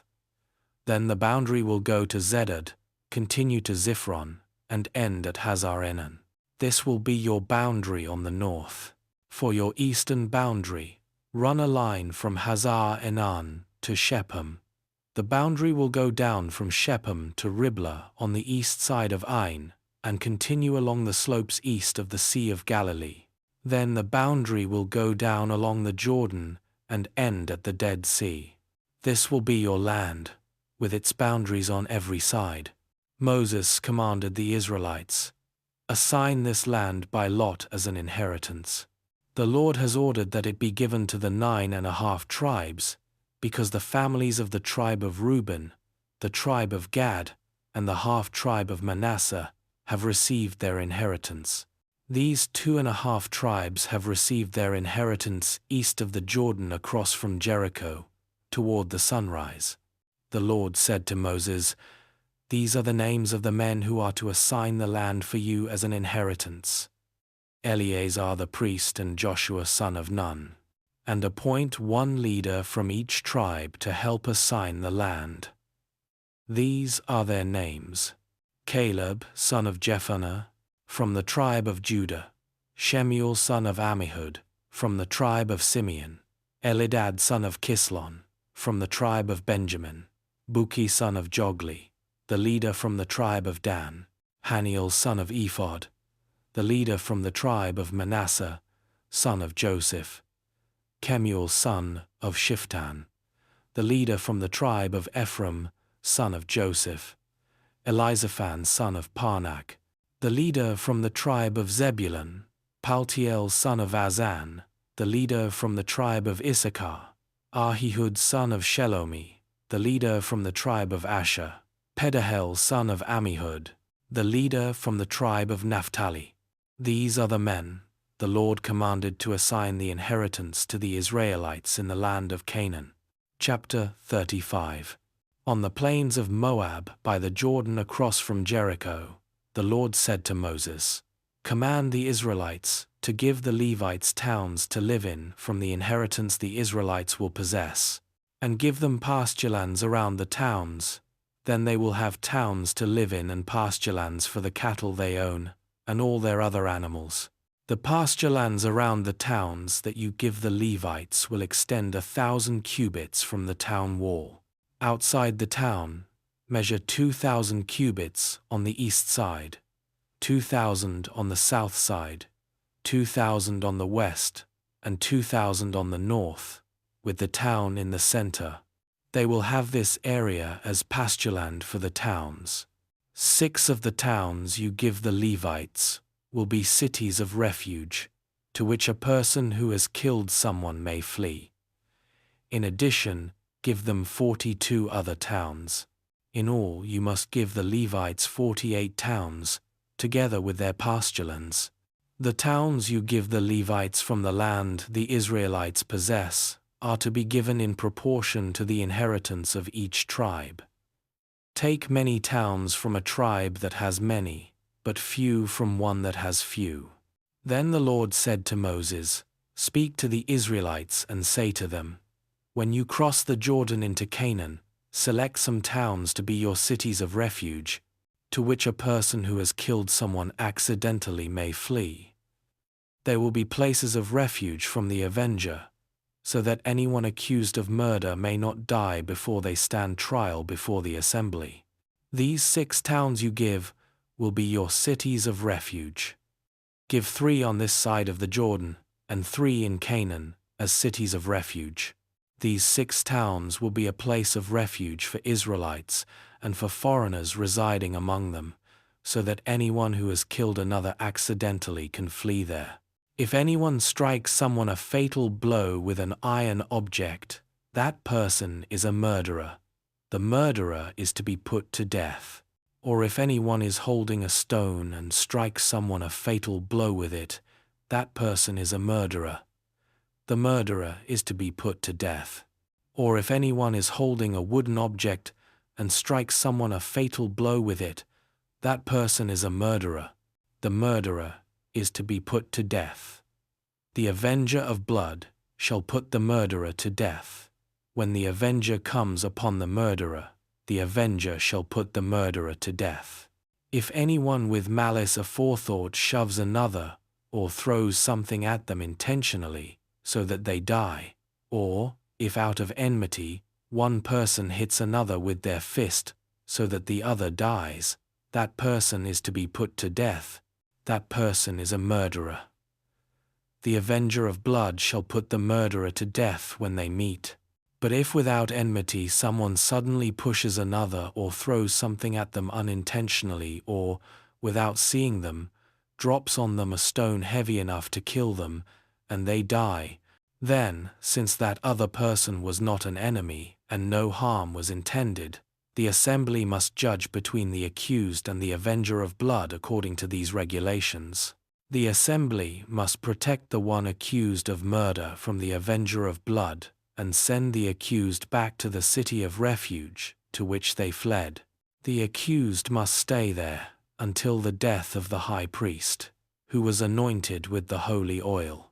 But if the accused ever goes outside the limits of the city of refuge to which they fled, and the avenger of blood finds them outside the city, the avenger of blood may kill the accused without being guilty of murder. The accused must stay in the city of refuge until the death of the high priest. Only after the death of the high priest may they return to their own property.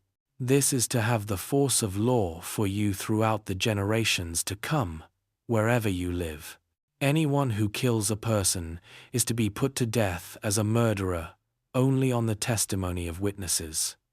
But no one is to be put to death on the testimony of only one witness. Do not accept a ransom for the life of a murderer who deserves to die. They are to be put to death. Do not accept a ransom for anyone who has fled to a city of refuge, and so allow them to go back and live on their own land before the death of the high priest. Do not pollute the land where you are. Bloodshed pollutes the land, and atonement cannot be made for the land on which blood has been shed, except by the blood of the one who shed it. Do not defile the land where you live and where I dwell, for I, the Lord, dwell among the Israelites. Chapter 36. The family heads of the clan of Gilead son of Machir, the son of Manasseh, who were from the clans of the descendants of Joseph, came and spoke before Moses and the leaders, the heads of the Israelite families. They said, "When the Lord commanded my Lord to give the land as an inheritance to the Israelites by lot, he ordered you to give the inheritance of our brother Zelophehad to his daughters. Now, suppose they marry men from other Israelite tribes. Then their inheritance will be taken from our ancestral inheritance and added to that of the tribe they marry into. And so part of the inheritance allotted to us will be taken away. When the year of Jubilee for the Israelites comes, their inheritance will be added to that of the tribe into which they marry, and their property will be taken from the tribal inheritance of our ancestors." Then, at the Lord's command, Moses gave this order to the Israelites: "What the tribe of the descendants of Joseph is saying is right. This is what the Lord commands for Zelophehad's daughters. They may marry anyone they please, as long as they marry within their father's tribal clan. No inheritance in Israel is to pass from one tribe to another, for every Israelite shall keep the tribal inheritance of their ancestors.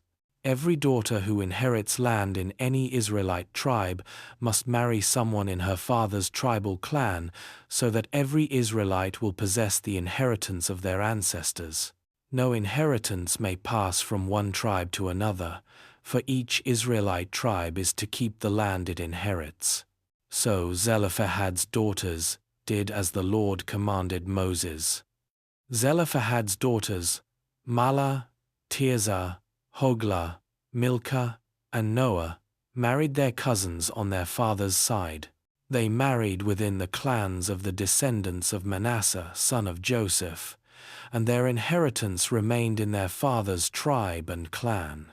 These are the commands and regulations the Lord gave through Moses to the Israelites on the plains of Moab by the Jordan across from Jericho.